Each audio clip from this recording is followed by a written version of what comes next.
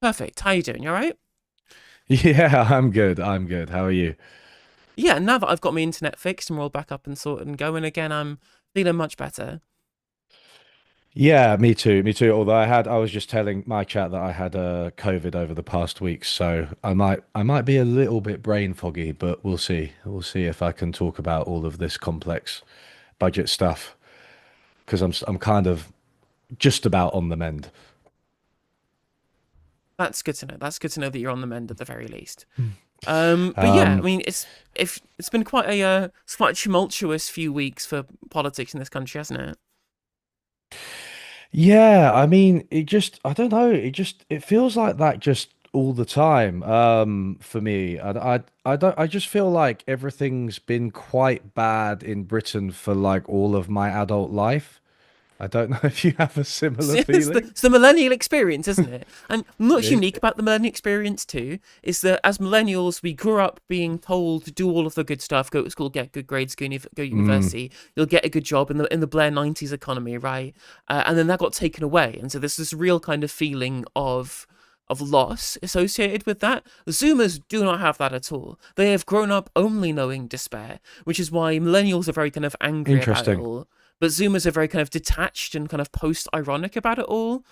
I've realized, there's a great Bo Burnham bit, how like Zoomer humor is so kind of detached because they know the world's burning. They know that nothing really matters anymore because they've never known the positive story that was told to us when we were trying to think about what the future would hold for us pre 2008. Is that a bad thing politically, do you think? Like if because I mean, I would agree with you except politically I don't know if millennials or Zoomers are more of a force, right? So if Zoomers are more detached culturally, are they more detached than millennials politically? Is that because what you said made it sound like there's more hope from millennials because we're more angry because we were lied to. Whereas the Zoomers haven't been lied to, they've just been told everything's terrible. So, like, is that, I don't know, how do you see that, like, generationally for politics? I don't know. I mean, if you look into the polling numbers, there was a period where with the polls to find out now who put up the numbers that they have when they ask the questions to the public about how likely they are to vote. There was a very brief period of about 3, 4, 5 months or so where the vote for Zoomers, the percentage that said that they would vote for sure, was much higher than millennials, but that's really dropped off recently and it's not been replicated in the other pollsters now. So it seems that the voting propensity amongst Zoomers and millennials is reasonably similar, although Zoomers are much more left wing than I thought that they would be. Because there was also a period, if you look at like the FT's analysis of voting trends, where millennials were the most left wing cohort and were getting more left wing over time. But since the rise of Zach Polanski, it does seem that we're seeing loads of Zoomers say they're going to vote Green, like 47% in the latest YouGov poll. Although when they've done specific breakdowns of that demographic, it seems that's very much skewing towards women, and that men is kind of Hmm. 50-50, or at least I guess 33-33-33 between Reform, Labour, and the Greens. So it's very up in the air at the moment. I mean, one thing I've read, and I don't know that much about like, political polling and all that data, so it's good to talk to you about it. But one thing I've heard and seen maybe a couple of polls on is that there's this divide, right? So some Gen Zers are kind of going to the far right and some Gen Zers are going to the far left. And there's also Mm. a gender, you mentioned women, right? There's also a gender split there. How true is that in the UK? Do you think that maps onto like Reform and Greens? I mean, it's certainly not untrue that there are these splits that exist, but if you compare it, say, to Germany, where young men are breaking incredibly heavily for the AfD, yet in women they're going for Die Linke, the kind of move from the Greens and the SPD to Die Linke. This is not as pronounced in the UK. Whilst young men are much more likely to vote for reform than they are for than young women are likely to Yeah. vote for reform. Broadly, if you look at the overall trends, if you group parties by broader left-right affiliation. Let's just pretend that Labour are the part of the left-wing cohort for now, right? Let's just assume that that's how that works Yeah. because people are voting based upon what the party seems to be rather than the actual reality of Yeah, yeah. policy. Yeah. Then even amongst young men in this country, they still vote plurality, or I guess majority, because it's 50-50, I guess. Still vote majority for parties of the left, quote unquote. So whilst there is a dynamic which shows that young men skew towards reform more, they're still voting for left wing parties overall because the economy is more important than these cultural issues. Okay. So because the economy is more important than these cultural issues. So you mentioned Germany. Is culture, would you say, is that more dominant in the German case? Is it like they're Yeah, really bothered by the culture wars, or is it immigration, or I think it is mostly immigration, and I guess because the German economy is kind of more normal than ours, our economy is like yeah, totally. I mean, your title of your stream is "How can we save the UK economy?" With great mm. difficulty, I think is probably the answer to that question because there is so much wrong with it that whilst Germany's not in a great place right now, they haven't been in the really terrible place that we have been, or at least not to the same degree for the last 15 years or so since 2008. I mean, the thing about Germany is that it's got some much less inequality, I think, and specifically regional inequality, which I just think is one of the biggest blights of the UK. It's like the fact that, I mean, even I live in London, even within London, you cross a road and you're like, oh shit, I've gone from like the poorest looking area to the richest looking area. But then if you go out to like some seaside towns or something like Blackpool, you're just looking, it's like a different country. Like the average income drops loads, the average life expectancy drops loads. There's just no opportunity. All the high streets are boarded up. There's really high rates of depression, drug use, you know what I mean? And it's like it's just really, really terrible. Whereas in Germany, I'm not saying they have none of that. Of course they do, but there is often, owing probably to Germany's strong manufacturing sector, there's reliable employment in a lot of the smaller towns, and so that forms like the economic backbone. So I just, it feels like they don't. You're right. They don't quite have these same economic problems as us. I think that is true to a certain extent. There is a regional inequality between East and West Germany. Like the former Yes. East Germany heavily votes for the AfD, whereas the former West Germany heavily votes for the Christian Democrats. So there is some level of regional inequality there. But even if you look at like East Germany, what you also see is very similar to the UK is that you're seeing these breaks towards far right parties in the kind of the more rural areas or the less kind of city centre areas, and yet the city centres in these areas in the East Germany in the former East Germany, they vote for Die Linke. Like Die Linke are winning in seats in like the centre of Berlin and places like that, and in other cities around the country too. They're seeing this urban-rural divide, which I think the urban-rural divide and the generational divide is a really big part of European politics at the moment. Now, the generational divide I think is less pronounced in places like Germany. That's one of the big problems in the Right. UK economy is the generational divide in terms of economic prospects, in terms of who gets gains from things like the welfare state, who gets gains from things such as access to property, which is way worse in the UK than I think most European countries that have had, like I said, normal governments. I think this is what happens when you have proportional representation rather than these majority governments, where we've seen so much generational focus from the economic policy from Conservative and Labour governments towards the older generations that disparity isn't as bad in the Europe as it is here, which allows these cultural issues to be more salient. Whereas here, there's so little of the economic gains of the last 46 years. What Mm. little that we've gotten has gone to our generation and below. The we can't not focus on the economy. How can we not focus on the economy when the graduate premiums drop? There's very few jobs. Unemployment is high. We care lots about like climate change and what's happening with regards to that. We care about the fact that we're not going to get access to pensions. Like the huge amounts of the welfare state go on pensions and pensioners in this country, and yet they Mm. still want to strip what little of the welfare state that we have that goes towards people of working age too. So there's this huge generational disparity in this country that doesn't quite exist to that same degree in Europe, in my opinion. Well, yeah, I think here we've got, almost all of our wealth is tied up in housing, isn't it? And it's financial wealth, right? So a lot of it's just like house prices. And that means that, house prices increasing is a good thing for those who own them, who are disproportionately older, also disproportionately richer, disproportionately whiter, but that just creates this massive divide. And I think that one thing that politicians, and especially the Tories, starting with Thatcher, one thing they've done is just like they've pursued an economy where house prices are rising, and that you'll see some of the only interventions that they make, really like government interventions, are into the housing market and to assist people with like mortgages and things like that. So I do think that you're absolutely right. That's a massive division. Whereas if you look at the Netherlands or Germany, that rental is much more common, but it's much more regulated, and there's things like rent control, there's things like really strong renters rights. I think I read something somewhere about how the average German renter is about as secure as the average UK homeowner with a mortgage, right? Maybe even more so. And so a lot of Germans aren't really that bothered about buying. They're just like, yeah, I just pay for housing and like that's secure, even though I'm renting it.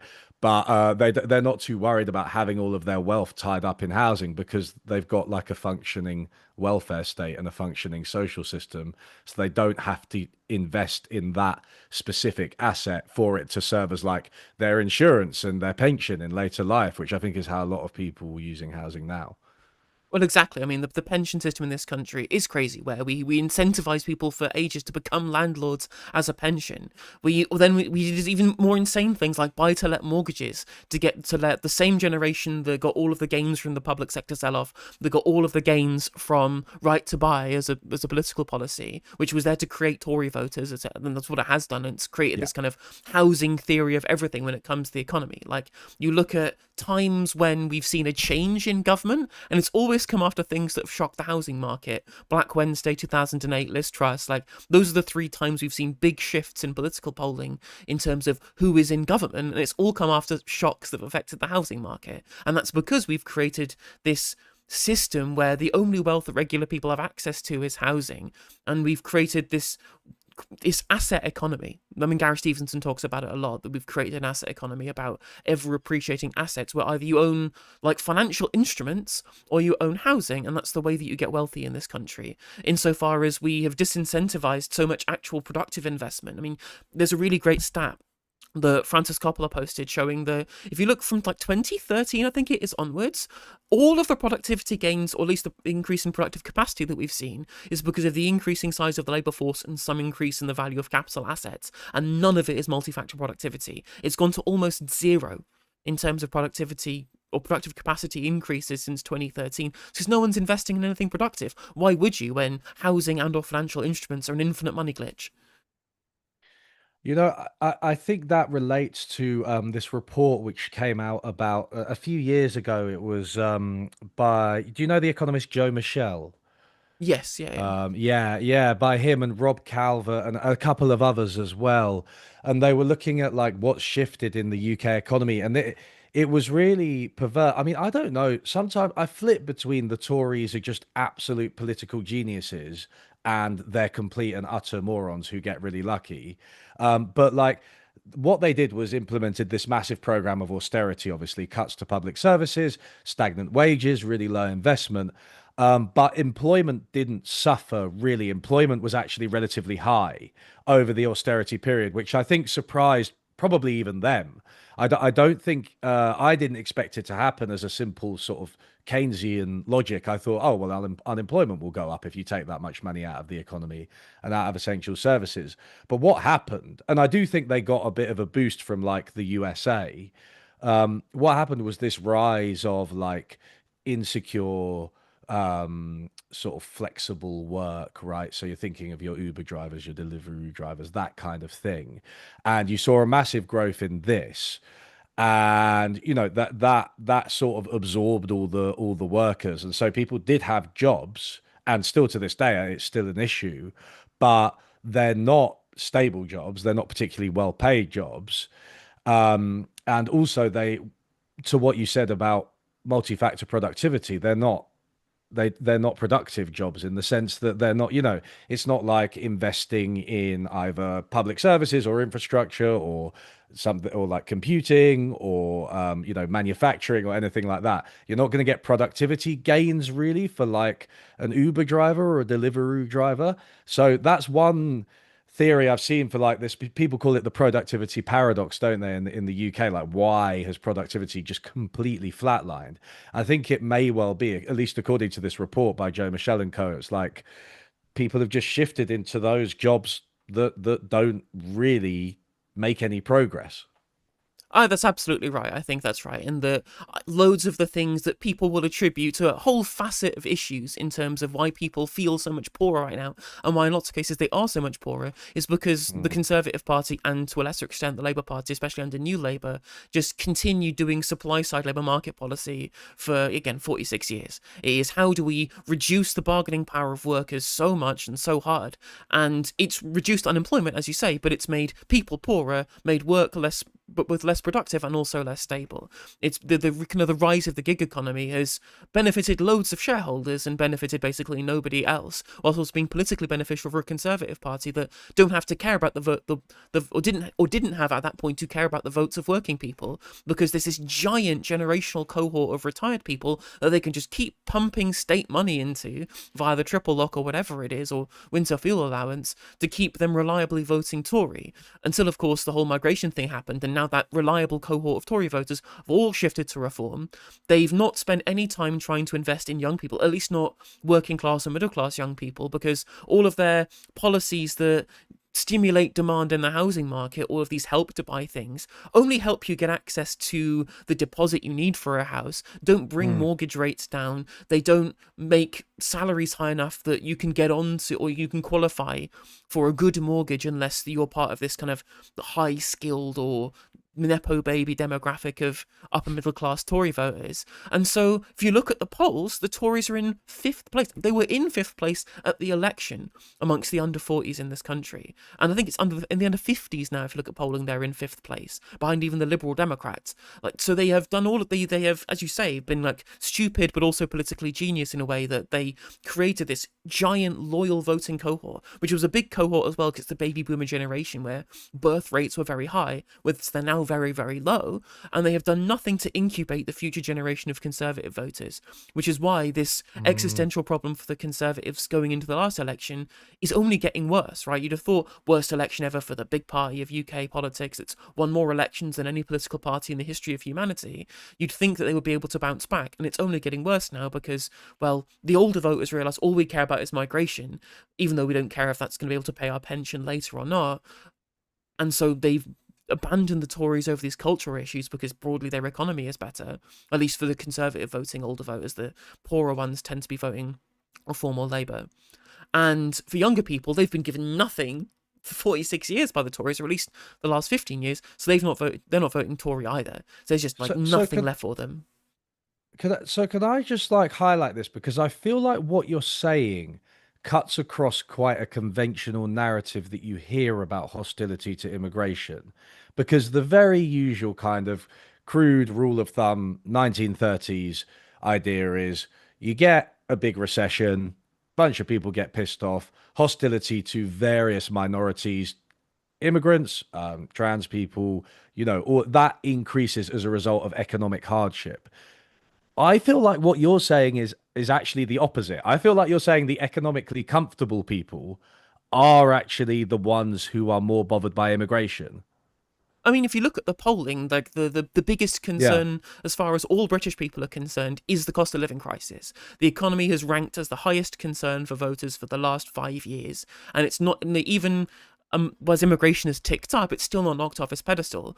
But if you look at the age demographics, right, the salience of immigration is way higher amongst older voters than it is amongst younger voters. And in fact, the younger voters are far more like the Zoomer demographic, which is statistically the poorest demographic in this country. If you compare the access to non-housing expenditure between Zoomers and Boomers way outstrip Zoomers. Actually, the first time in history where the like 18 to 30 demographic has had less consumptive power than the over 65s. The Lord David Willetts has a really good lecture about this, where he talks about consumptive power. And so it looks to me, at least in terms of correlation, the generations that are more likely to be economically well off have got the time to care about migration. And whilst there's certainly a salience of this issue amongst poorer people in this country, like, I'm not saying that people who are poorer don't care about immigration, because clearly they do. There's this sense of unfairness about asylum seekers getting things that poorer people don't. The level to which that I think that it dictates how people vote is much more salient amongst older people than it is amongst younger people, or the more affluent than the less affluent. I mean, another thing which might relate to that and it might support it, I'm not 100% sure, but is it not the case that the hostility to immigration does come from areas where immigration is actually quite low in the UK? Like you're talking about these kind of, yeah, rural Tory now reform areas, like where people kind of live in these relatively small towns and they've got like they own their homes and things like that. Whereas where immigration is quite high is the cities, and obviously cities are usually much more progressive. So it's kind of, I mean, that is one of those things that makes me think. And I know a lot of people in chat might be like, "This doesn't need proving," but it makes me think. It's very manufactured. Because if it's not like people's lived experience. It's not like they're saying, "No, immigration is here. It's at my doorstep. I can see it actually causing problems." It's like, no, there is no immigration where you live. Like you don't have economic problems. You're literally just, I don't know, whatever you want to Yes, call it. yeah. Like you're just being brainwashed. You're bigoted, whatever. Well, it's why the Tories keep talking about how terrible London is. Not because they're trying to unseat Sadiq Khan. It's because they want everyone who lives outside of London to fear becoming like London. What I will say, I will caveat my previous statement here, which Yeah. is that one thing that you do see a correlation between is that areas with way lower council funding, with worse local economies, tend to have a higher salience of the migration issue. And so while personal wealth might be high in these constituencies, while they might have access to loads of pension provision and high levels of home ownership, because there's this big demographic shift that's been really impactful politically in this country, where young people live in cities, older people live in like rural or kind of ex-market town or ex-industrial towns, where all the young people have left because the service economy has incentivized people to move to cities, because that's where all the service economy jobs are, because Thatcher took all the industrial policy funding away from industrial towns. So that means that younger, more progressive voters have all concentrated in areas where immigrants are. That's all a bunch of stuff. But one thing that you do see that really is a kind of a level of deprivation that's different from personal wealth is that local councils are way better funded if you live in a city, way better funded if you live in a kind of a rural, like kind of posh area. But if you live in a like an ex-industrial town, ex-market town, an Accrington, a Redcar, or wherever it is, your council has been decimated in terms of funding. And not just because block grants have been reduced by the Conservative government, they've been, or by the Tories under George Osborne, they've been reduced even more as a percentage of their original funding pre-2010 than they have in those urban areas too. I mean, Rishi Sunak boasted about it, saying we took money away from deprived urban areas and we put it into Royal Tunbridge Yeah. Wells or whatever it is.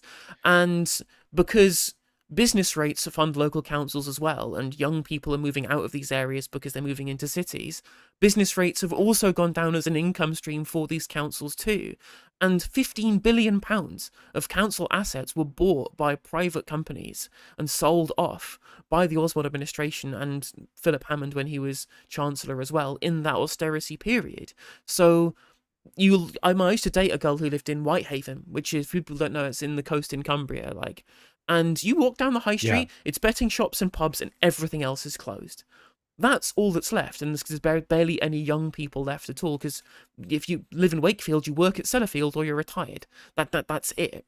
And they may have loads of personal wealth. They may have mortgages, they may be home owners, they may have a reasonable pension and a good state pension or whatever it is. But if you look around your local area, as you say, where the shops are boarded up and there's nothing left and council cuts have stripped away, so you only get your bins collected whenever, once every 2 weeks or whatever it is, then you're going to be angry, even if you're personally reasonably well off. I think one thing that concerns me about the Keir Starmer approach is that I would guess that his approach to that problem, you said, rundown high streets, lack of employment, etc., loads of betting shops in these poorer rundown areas. I would suggest that his approach would be something like regulating betting and banning certain types of betting. do you see what I mean? Because he will do that. Like he has done a few things like that, and it's like he's introduced maybe a few tenants' rights and stuff. But I just think, without the background of actually rejuvenating the country, it's going to do a bit of good. I'm not against it. Don't get me wrong. You know that some of these betting companies can get fucked, but you know what I mean. He's not going to address it. So if it's not betting, it might be something else, right? Because these areas are going to continue to be run down, and these big economic problems are going to continue to be there. Oh yeah, absolutely, absolutely. I think that's right. And one thing that I think is really necessary to fix a bunch of these kind of big myriad problems is a proper industrial policy. And whilst Ed Miliband really wants a proper industrial policy, Rachel Reeves has control of the purse strings, and she says no. Don't even know about the story. But to remember in the run up to the election, Labour had this big plan for £28 billion a year of industrial policy funding for GB Energy and publicly owned electricity company, right? And then in the run up to the election, they slashed the funding and said, well, actually, we're standing down this commitment. It's going to be a quarter of this. And then they changed their policy documentation. Yeah. It's going to be 25% funded from the public sector and 75% of it coming from the private sector. And they were going to create these public private partnerships, right? Like, ostensibly because they'd read the back of Mission Economy by Mariana Mazzucato, thought, right, I've read the blurb, don't need to read the rest of the book. So they've created some missions, they've done some public-private partnerships, and I think that's good enough, rather than actually understanding the meat of what the text actually was supposed to say It's internally within the so book, right? funny. But the reason why they did that, like, they told the public it was because the economy was terrible because of the Tories. They briefed the press, it was because they didn't want the Tories to attack them as spending too much and having to raise taxes. The reality, which was leaked by The Guardian, is that Rachel Reeves bumped into some green finance guru person who worked for some, like, green investment firm or whatever at Davos when she went to the World Economic Forum meeting up there in Switzerland. And she was like, why are you doing all this public funding? No, the private sector will fund it for you. You should change it so that the private sector are more involved. And she did it. And then she appointed that person to the board of the National Wealth Fund project that she was doing, and also involved her previous employer, which was Barclays Bank as well. So the problem is that whilst Ed Miliband certainly wants to do good industrial policy, when it came down to like brass tacks of it, because they didn't want to raise taxes, it was in the manifesto commitment that they were going to strip back 75% of taxes were not going up, which was income tax, national insurance contributions from working people, and VAT. 75% of all taxes not changing, so they were constrained based upon their fiscal rules on how much they could do investment based upon how much they would be predicting to have to pay in debt interest payments over the course of that period. And so they were like, well, we can't do that anymore, so we're going to have to get the private sector involved. They've said they're going to invest, right? And so they're crossing their fingers, hoping they'll get this private sector investment. And in the planning regulations will mean the private developers will build more houses, we'll get more green energy. Has that happened? No. It's not happened. And so they're sitting here with growth at like 0.1% for the last quarter, a bunch of their industrial funding kind of at a standstill, and they're wondering why the economy is faltering, and people in these areas that need regeneration that aren't getting it are upset with them, you know? It is amazing, and the Mariana Mazzucato thing is quite funny because obviously, if you have even a passing familiarity with her work, you know that it's about state investment, right? It is, and she's written like four books, all of which kind of are along the same theme, including the hollowing out of the consulting con, which is about the hollowing out of the state and state expertise and the transfer of those experts over to private consulting firms who now charge quite a lot for services to governments that aren't usually that good, and they're certainly not oriented around the public good in the same way that they used to be. And yeah, so it's just incredible that you could. I mean, they really must not have read that book. And also the other thing I think, and I'm not sure if you mentioned, I don't think you mentioned this, but sorry if you did, that is the aim of growth. Mariana Mazzucato is like explicitly like not growth. Growth is an amorphous aim. You know what I mean? Say our goal is going to be the economy growing. Okay, everybody kind of wants that, right? All else equal. And like it's not something you can target. There's a reason the book is called Moonshot. That's because it's about the moon landing, right? That was the project, and various good things flowed from that as a byproduct of it. But you actually have to have a clear program, a clear policy, a clear goal in mind. And if it goes well, then growth may be a byproduct. But it's just they completely misunderstood it, and I didn't realize how ridiculous it was, as quite how ridiculous it was that Rachel Reeves just met that guy and then just like changed their entire plan. It's just crazy, isn't it? I mean, well, the reality is these people haven't got a fucking clue what they're doing. Like, that's the reality. Is this government is full of clueless idiots just bumbling from day to day, making up policy on the fly, right? Obviously, go back to Marianne Mazzucato. Obviously, you talked about consultancies, like the big excellent book was Rosie Collington as well. People want more Yes, yeah, information. They can go and watch Unlearning Economics' interview with Rosie Collington, which is incredible and highly recommend listening to it. But they said in the Labour conference before the election, they said we're going to slash consultancy spending by like 60, 70% or whatever it is. They've increased consultancy spending. They've increased consultancy spending as they've been in office because they don't have any policy. Do you know? And you know why they don't have any yeah. policy? Morris Glassman basically admitted this on Newsnight the other night. Is that they thought they had 10 years in opposition, and since Keir Starmer and the right wing of the party and Morgan McSweeney got control over like the Politburo at the top, they were like, right, we've got 5 years to purge the left. We'll focus on policy later. They should spend this 5 years doing trot hunting, which is what it was described internally at Labour HQ, i.e., getting rid of anybody left of like Gerhard Schroeder from development of policy or even being members or MPs within the party. And then this trust happened and they just became a government by accident. The only person who's like done the work of developing policy is Ed Miliband. He does like policy documentation like every week. Things will change and he'll put out another like kind of draft policy because he knows what he's doing because he has experience of it. He's a Everyone super else, nerdy guy, isn't he? yeah, it's He true. knows his shit. Everyone else is totally clueless, doesn't know what they're doing, have no plans, no like distinct even ideology or beliefs or any kind of reasonable goal about what they want to do. And since they don't know, they're having to subcontract all of this out to consultancies and go, well, we're here by accident. Please tell us what policy will be good for us to do or to not do. And so everything is being done on the fly, right? There's this thing about a child poverty strategy where they were saying, oh, we can't get rid of the 2-child benefit cap. That'd be terrible if we did that. Every charity saying, you should do it. It will immediately take loads of children out of poverty, be positive for the economy because it goes into the pockets of high propensity consumers. It will be better in the long run as children are healthier and they become more productive adults, right? Then they went to, well, we'll do this child poverty review. We'll send it off to this member of the House of Lords, Baroness Casey. She'll do this review for us. She'll come back in 18 months. And then 18 months pass, they go, oh yeah, all the charities were right. We should have done it. I'm like, yes, of course you should have done it. Like, it was obvious from the start. But because you wanted to look right wing and because you had no plans in place before getting elected other than just don't be the Tories, we're the sensible adults in the room, we'll get in and be better than the Tories we promise. And they've done none of this. None of the preparation. It's an absolute shit show.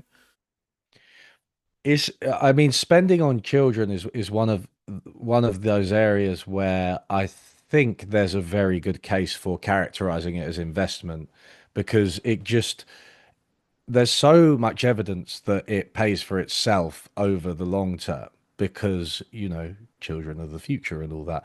But like if you're talking about nutrition, like childcare, also for pregnant mums as well, like then that just has these huge effects across a lifetime of improving like health, education, income, reducing criminality, like everything. It's pretty basic point, but it's just I guess I don't know. You seem more are they both evil and stupid? Because that's what I'm getting from you. I Like mean, are they? what's interesting is I think that a lot of the people who take the most flack, I think, are less bad than others, right? So I've read loads of what Rachel Reeves has written in the past, right? I have become an expert on Rachel Reeves's opinions. I mean, so much so that Including the plagiarized book. I mean, was very silly, but hence why I managed to quote her own words at her when she was on LBC. I don't know if you've seen this clip. It's how I went viral in the first place. Was I found a quote of her from 2011 going, well, you can't replace public investment with private investment. It won't crowd out private investment. In fact, it will do the opposite. And if we reduce the public realm, it'll only make things worse from what we've seen from 2008. So we should increase taxes on bankers. We should increase taxes on those earning more than 100K. And we should not reduce public investment as it will mean the investment will dry up everywhere because we don't have a Greece problem. Interest rates are zero. George Osborne is terrible. And so I took all these points to her, said on LBC, you said that, or sorry, an economist has said this. Do you agree with them? And she said, no, I don't agree with that. Well, that's you. You look like an idiot. But I know full well that she thinks what what she's doing is stupid. She made very cogent arguments in favour of lifting the two-child benefit cap when speaking with, I believe, LBC last week or whatever it was. And she's constrained for political reasons, from what I can see, by Morgan McSweeney. She's advocated for raising capital gains tax and equalising with income tax before. So whilst I don't think that she's a nice person, I don't think that she's part of the Labour Party that I think have, pure intentions. It's clear that people to her right are setting the policy prescriptions and she's having her hands tied with it. So, but there are the evil people that I think are the Glassmans and the McSweeneys, Starmer himself, Pat McFadden and people like that, from the real hard right, the blue Labour within the Labour Party, because they've always had these opinions. And same with like Liz Kendall when she was doing like the disability reforms. Whereas I think, Rachel Reeves is probably like a real social liberal third wayer type who probably doesn't want to be doing what she's being forced to do by the Politburo surrounding Keir Starmer, because he's basically only there in leadership position because he was incubated by this McSweeney faction of the party who ran the Liz Kendall leadership campaign in 2015 and just lied to the membership to get elected. But they are also very stupid too. The people who are in positions in cabinet do not know what they are doing and are allowing consultants to decide what that is for them. So you look at you look at the reshuffle. I think it's been pointed out in your chat was very slapdash. I don't know if you pay attention to Peter Kyle MP at all. He was previously the Science and Technology Minister. Now he's the Business Secretary. Doesn't know anything about either of those particular things. And his role as the Science Secretary was just going, yes, we will do lots of AI. Why? Dunno, but we're going to do it because the Tony Blair Institute has paid us to say it. Oh my God. I mean, do you think that Britain is, because we talk about the collapse of the Tories, right? But is it the case that Labour are just kind of like they are actually just the Tories? I know it's something people have said for a long time, right? But is it the case that Labour are kind of taking the place of the Tories as let's speak in relative terms here, the centre-right party, and then you've got Reform to the right who are rising. And is it just a big shift to the right? I mean, that's what it seems to me. I mean, there are reasons that the Labour are, left of where the Tories were, especially under, Cameron and May. There are kind of different factors when it comes to Boris Johnson. Like, Boris Johnson was clearly more reckless in terms of fiscal expansion, but he had the ability to be because of the macroeconomy and because of the pandemic or whatever it is. And on some social issues, I think Boris Johnson was more progressive than Keir Starmer. Like on trans people, on climate change, they both believed that we wanted a kind of climate revolution, and on migration, like Boris Johnson was very positive about Afghan asylum seekers, was positive about student visas which are being stripped back by Labour, but on workers' rights it was different. But if you look at the comparison between Reeves and Osborne, clearly Reeves is to the left, even though the fiscal rules and this kind of rigid acceptance of whatever the OBR says as gospel, I think are unwise and are causing lots of problems. The issue, of course, is that there are plenty of issues where they're taking the ground of where the Tories used to be. And Tories are moving right, Reform are now an insurgent far-right party. I think that is right. I think we are broadly seeing a shift to the right. But I don't think that there's going to be any success for Labour in doing so. That's the big problem for them, is that you look at the polls, the latest YouGov poll meant that the number of Labour voters who are deserting for the Lib Dems and Reform is combined the same as the number of voters they're losing to the Green Party. So they're just incinerating their own voter base, trying to win over Reform, who are winning voters from mostly non-voters and ex-Tory voters rather than Labour voters. And I don't think they're going to be successful at being able to do that, There's no Keir Starmer base. Like, someone from Merlin Strategies was saying this on Channel 4. The base for the Labour Party has just kind of fallen away because they triangulated very specifically to try and win this very efficient election, the Loveless landslide at the last election. And that meant telling their own voters that they were Trotskyists and anti-Semites and student politicians and reckless, far left or whatever it is, even though we're just kind of medium social democrats in terms of policy prescription. And telling everyone on the right that they were correct and they would do all the things that they wanted. And then in reality, in government, they have governed slightly left on the economy than they promised they would have been, but significantly to the right on every social issue that lots of Labour voters care about. And even on the economic policy, where they have moved left in some areas in terms of public spending, in terms of taxation, in terms of where they target taxation, and on workers' rights, On things like welfare, they've moved significantly to the right, and that's a really salient issue. And it's a salient issue for right wing voters too. The areas where the disability cuts are really going to hit hard, post industrial communities where people who are living in their 50s, late 50s, early 60s, who can't retire yet, but are permanently disabled in terms of working because they've been doing manual labor their whole lives. Those areas are going to get really hit hard by PIP cuts too. So they've tried to triangulate around what they look at the polling as a median position, and it doesn't actually correlate into how people receive policy. And so they've shat all of their voters through the floor. There's no one left to vote for them apart from what is you seem to be like very affluent voters, like the Labour cohort that's left. There's a really great graph from the FT that was put out. It was from The Economist, I think it was actually, sorry. The ratio of the over 70k households versus under 30k households that were voting for each party, the ratio of 70k to 30k is highest amongst the Labour Party, then the Lib Dems, then Tories, then Green, then Reform. So if you're a poorer voter, if from a poorer household, you're more likely to vote Green or Reform.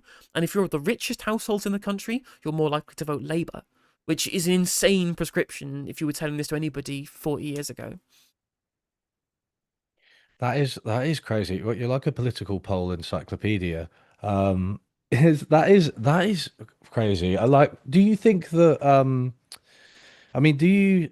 There's a few things I want to talk to you about. Actually, I do want to talk about the balanced budget rules in depth. But first, with the Greens, that's the one exception to this whole narrative that we've said, right? And that's like really recent, and I don't know how sustainable it is. I don't know if it's like one of these social media things. I know they've risen in the polls, but we have kind of seen that before with like protest polling, right? And like, how optimistic are you about like Zach Polanski and the Greens?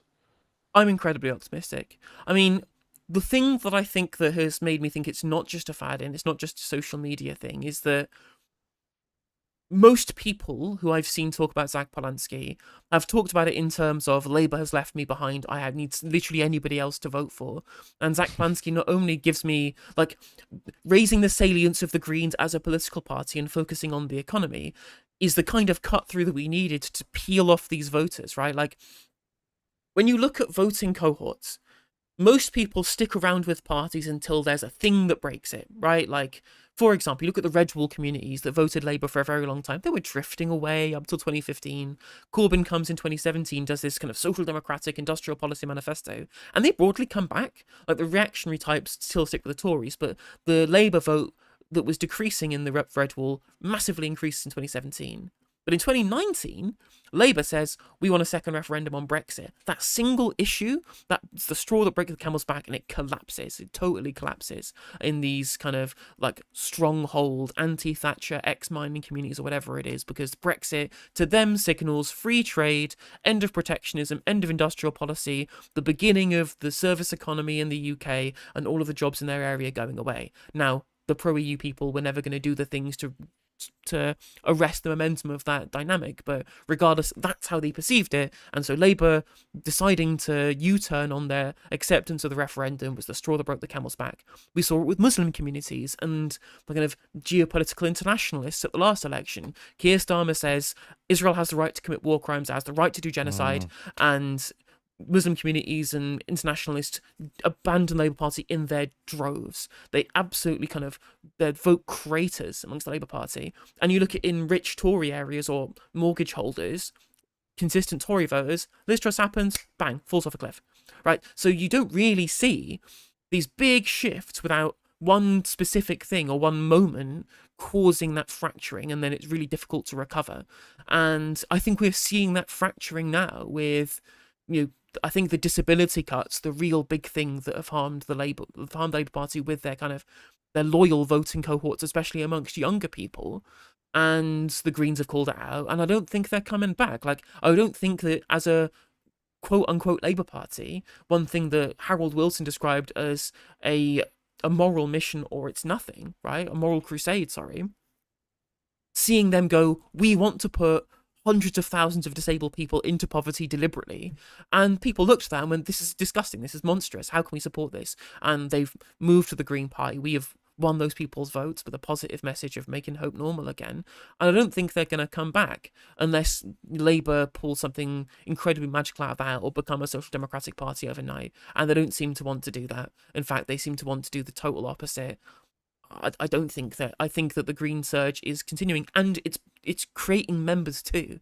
This isn't just ephemeral in terms of voting intention right now. This has seen a Mm. huge upsurge in Green membership. We're bigger than the Tories now in terms of the national membership of the Green Party. We're the third biggest party in terms of membership.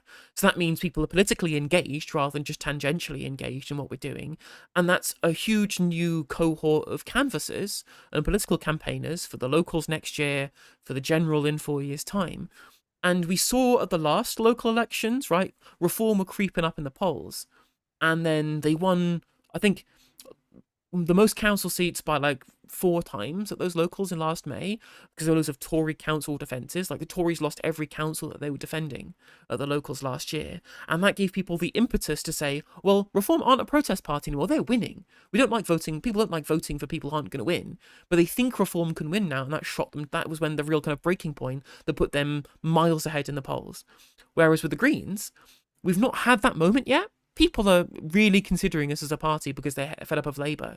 But until it looks like that we can win consistently, I don't think we'll see that big jump in the polls that puts us ahead of Labour kind of consistently. But next next year, big Labour defences, and not just for the Greens either, in England, which I think we can do really well at, in London, in Manchester, and places like that, in Bristol, but also in Wales and Scotland, where Labour will lose Holyrood to the SNP even bigger. Like the SNP look like they're going to get an outright majority in Holyrood because the unionist vote is split on constituency votes, so they'll get back into majority. But also, Mm. Plaid Cymru are probably going to be the biggest party in Wales. The Labour vote collapses there too.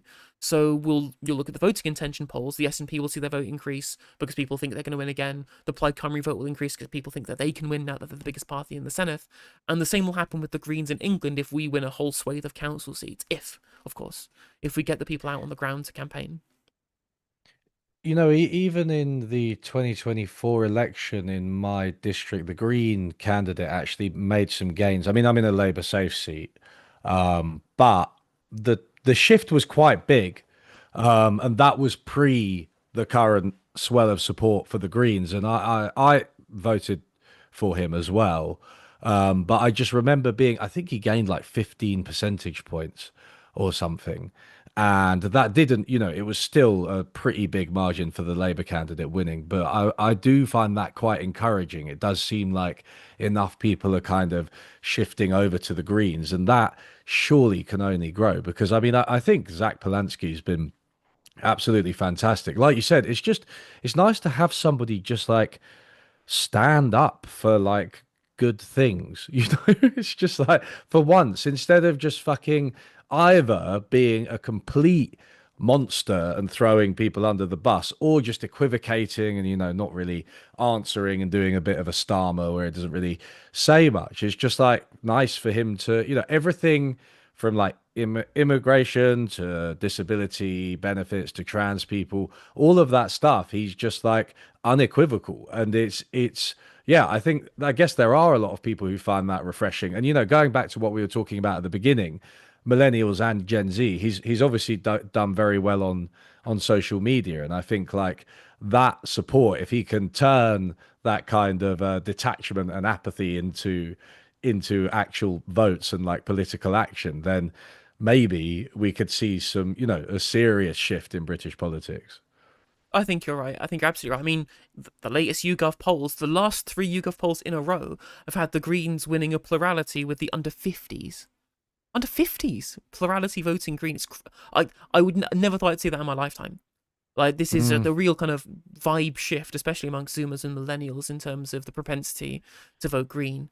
So that'll be interesting. And I mean, you say that there was a big shift and increase in the green vote in your safe Labour seat. I mean, one thing that I think I was very critical of our campaign at the last election is that we focused really heavily. We have a thing called in the Green Party called Target to Win, where we will pick out certain areas and very heavily concentrate our campaigning on them. But those seats that we targeted, we won by like country miles, especially Brighton, especially in Bristol, whereas Waveney and Herefordshire was probably right the way we campaigned. But we saw 10, 15, 20% increase in the vote share in some seats in London, some seats in Bristol, the next door seat in Brighton. If we had spread our campaigning a little bit further afield and spoke to more voters on doorsteps in those surrounding constituencies, we could have won 6, 7, maybe 8 seats of the last election, because people were very happy to vote Green, even with our kind of very boring leadership. I'm sorry, Carl, I love you, but you're not Zach Polanski in terms of cut through. And our terrible social media. Sorry, Molly Scott Cato, but you are rubbish at social media. And now that we've really upped our game on this stuff, those people who were considering voting for us last time are now fully behind us. And I think that dynamic, given the amount of people we're going to get being able to canvass at the local elections, I think we'll see that dynamic continue. And I hope to God that it does, because if you've seen Labour Party socials, they're all so terrible apart from Ed Miliband. Is this something you can see yourself doing, running in politics No, under I've the sent too Green many news banner? to do that. Um, no, but I You've mean, done you've done what, sorry? And you I've sent sent too too many many nudes to do news. that. No, I, Me too. I also do. I just would never ever want to run for office as a trans person. I would never want to do that. I would be miserable for my mental health. That's Um, completely fair. But what I Yeah. will be doing, I will be canvassing. I will be getting out and trying to get people out campaigning. Like, I don't want to be the kind of streamer political commentator who turns politics into content rather than action. So I'm going to try and mobilize as many people as I can to get involved, to canvass for the Green Party and join like the group that we have inside the Green Party called Greens Organised, which focus on kind of eco-socialism as a policy prospectus, as of like it was Greens Organised that proposed the abolished landlords motion at our conference that passed. So we're a Mm. big growing movement inside the party to push socialist policy and make the party kind of a party of kind of not radical economics necessarily, because I don't think any of the things we're saying is necessarily that radical in the history of British politics, but certainly radical in terms of where our economy is at the moment. So you just mentioned the abolish landlords policy. Can I play skeptical centrist for a second?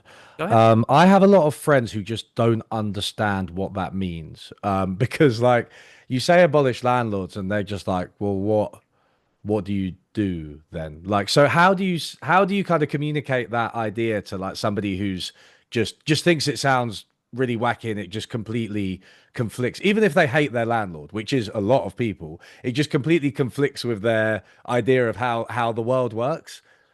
I mean, essentially, it's returning to the housing prospectus pre 1979.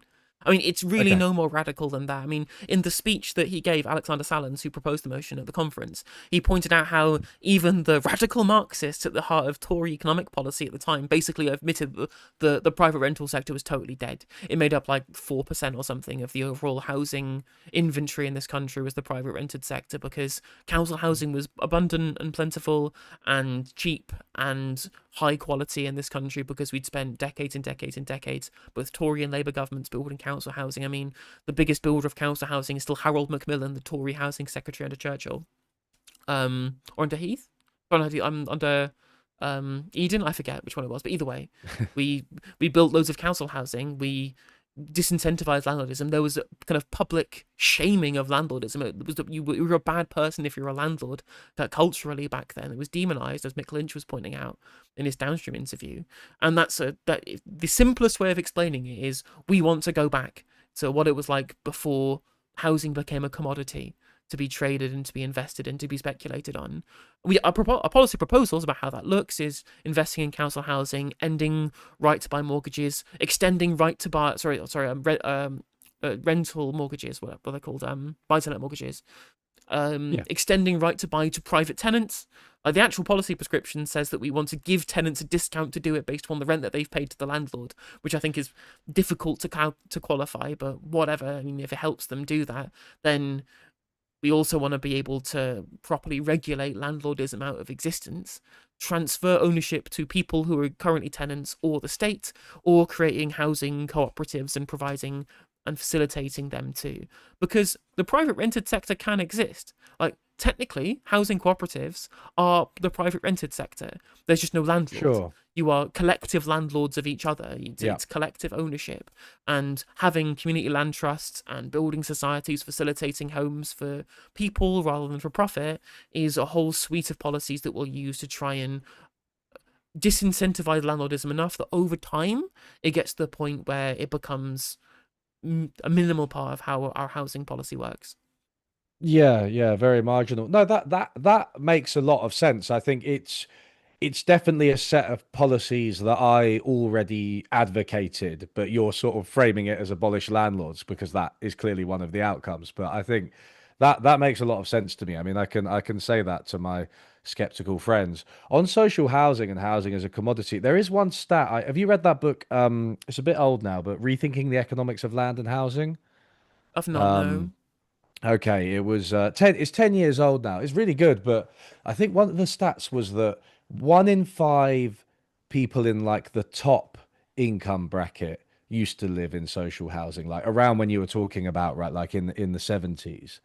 And it strikes me that like that level of like sort of social cohesion and people who are, at different income levels, maybe different ages, kind of living together.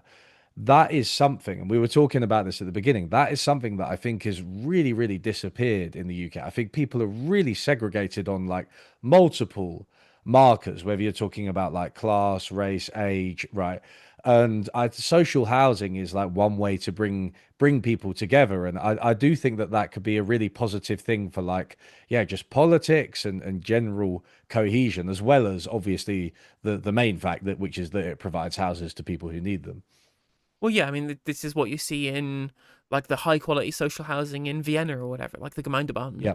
That's the dynamic that you still see there to this day. Like, why would if you're a high earning person, why would you not live in a Gemeindebauten flat in Vienna because they're such high quality and so low cost? And it's again, it's taking the kind of the rentierism and the profit incentive out of it and doing things for social utility that has been so successful there and can be successful here again and create the social cohesion and this a less kind of conflicting society. But the problem with Thatcherism is that, as well as economic ideology, it's a socio-political ideology as well.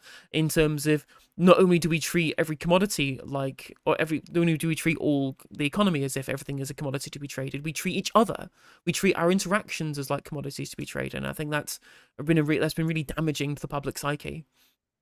Mm. John the Duncan talks about this quite a lot, doesn't it? If you follow his I think a lot of his research into like neoliberalism and like atomization, it is literally, and when he says it, I always think of the housing. Like it's like the main thing where I think, okay, that used to be social, and then it was sold off into like individual plots that are like financial investments, and then everyone's kind of interested in their own little plot of land and their own finances, right?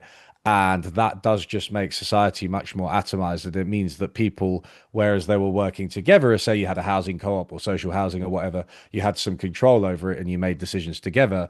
Now it's just you, right? And your family, and you're like kind of naturally separated from other families and maybe even competing with them. And I think that you're right. It's a super negative thing for like society.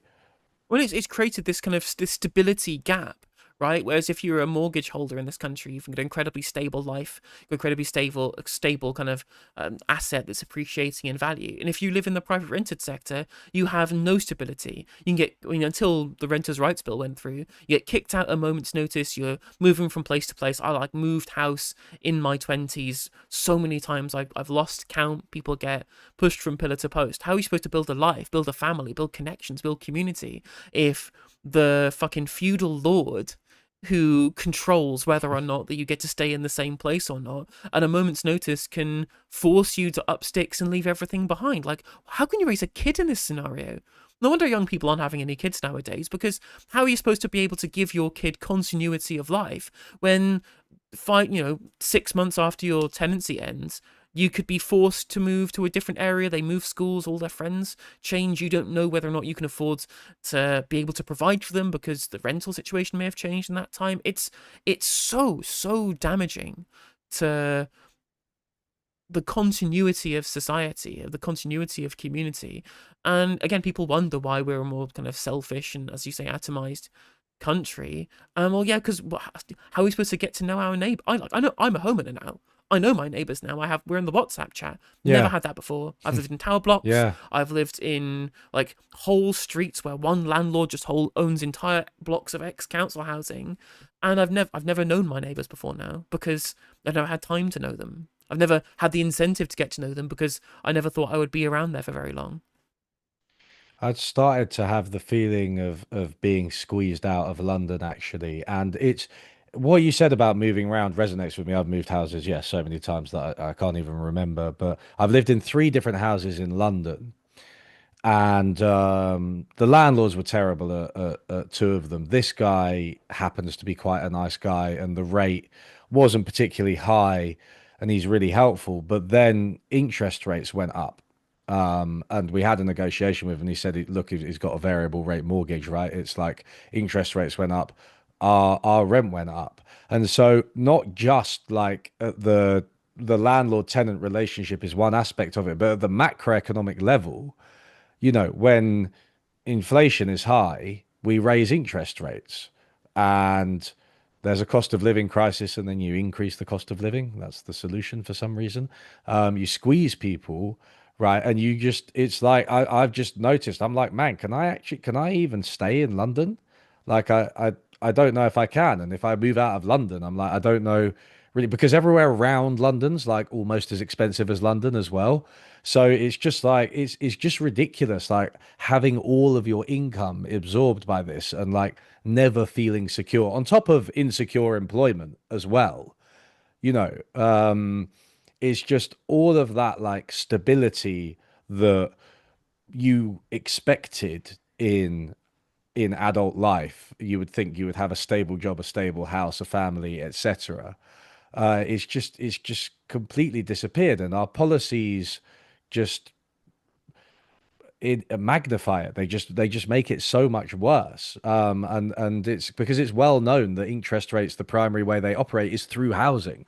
It's well known that that's like it's making housing more expensive. It relates directly to people's mortgage rates, and I don't know. It just feels like I don't know why. I don't know what the Greens' policy on inflation targeting and independent central banks and all that is. I know it's not the main thing that, for example, Zach Polanski's talking about, but I mean, do you guys have like a policy on that? That's not as far as I'm aware, unfortunately. But yeah, I Yeah. agree with what you're saying there. It's a really kind of screwed up system that we've got that is extra magnified by our over commodified housing sector. I think, yeah, it's a real mess. It's a real mess. As with London though, I think what's interesting is that one thing, a complaint that you hear from high income Tory types all the time is, there's too much social housing in London. We've got these prime areas in zone 1 and 2 that are taken up by council housing residents when I, as a high earning member of the city of London, having to commute in, I'm like, well, yeah, otherwise we'd be breaking up communities that have had continuity for ages. There's a reason why people in London are very happy. It's because that community exists where it now doesn't do in plenty of other areas of the country. And I think that maximum economic flexibility for bankers in the centre of London is not my primary concern when it comes to housing policy.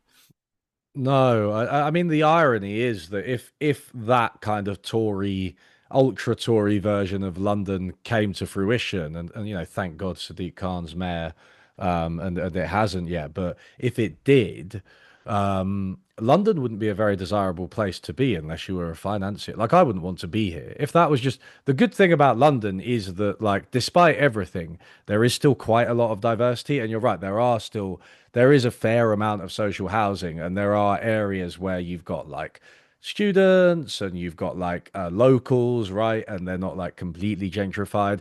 And I think there are places that have quite a good balance, and that's why I love London. But that vision is like, do they know what that you're talking about? Just a bunch of bankers everywhere, just Oh just yeah, just actually, living like all the way through zone one.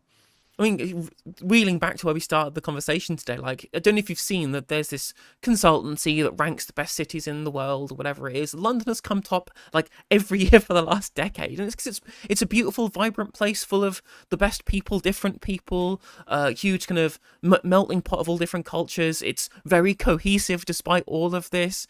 People are quite happy in London as well, and there's always something going on. You could always find a gig to go to in London. Sadiq Khan's still Mm, very popular. He's not building enough housing. I think that's the big problem true.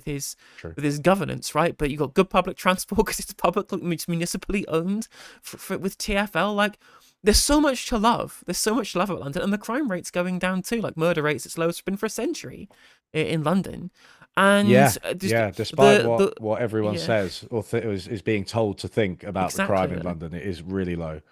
Like the dystopia goggles, the rightoids tend to view London with, just like a complete inversion of reality. The cost is the problem, right? The cost is the issue, and that's why I only spend a day a week in London. But it's Mm. wonderful. I would very much enjoy living in London if I could afford it. I just can't afford it. I mean, yeah, I barely can really. Have you logged on to like Twitter recently? Do you? I think you are on it, aren't you? You have an Oh yeah, account yeah. because I one of the things that well, I was just going to say that the videos of like London on there are just I mean I deleted my account, my main account. I've got a burner one in case I just have to go onto it to look at something. But I've got no, I don't follow anyone.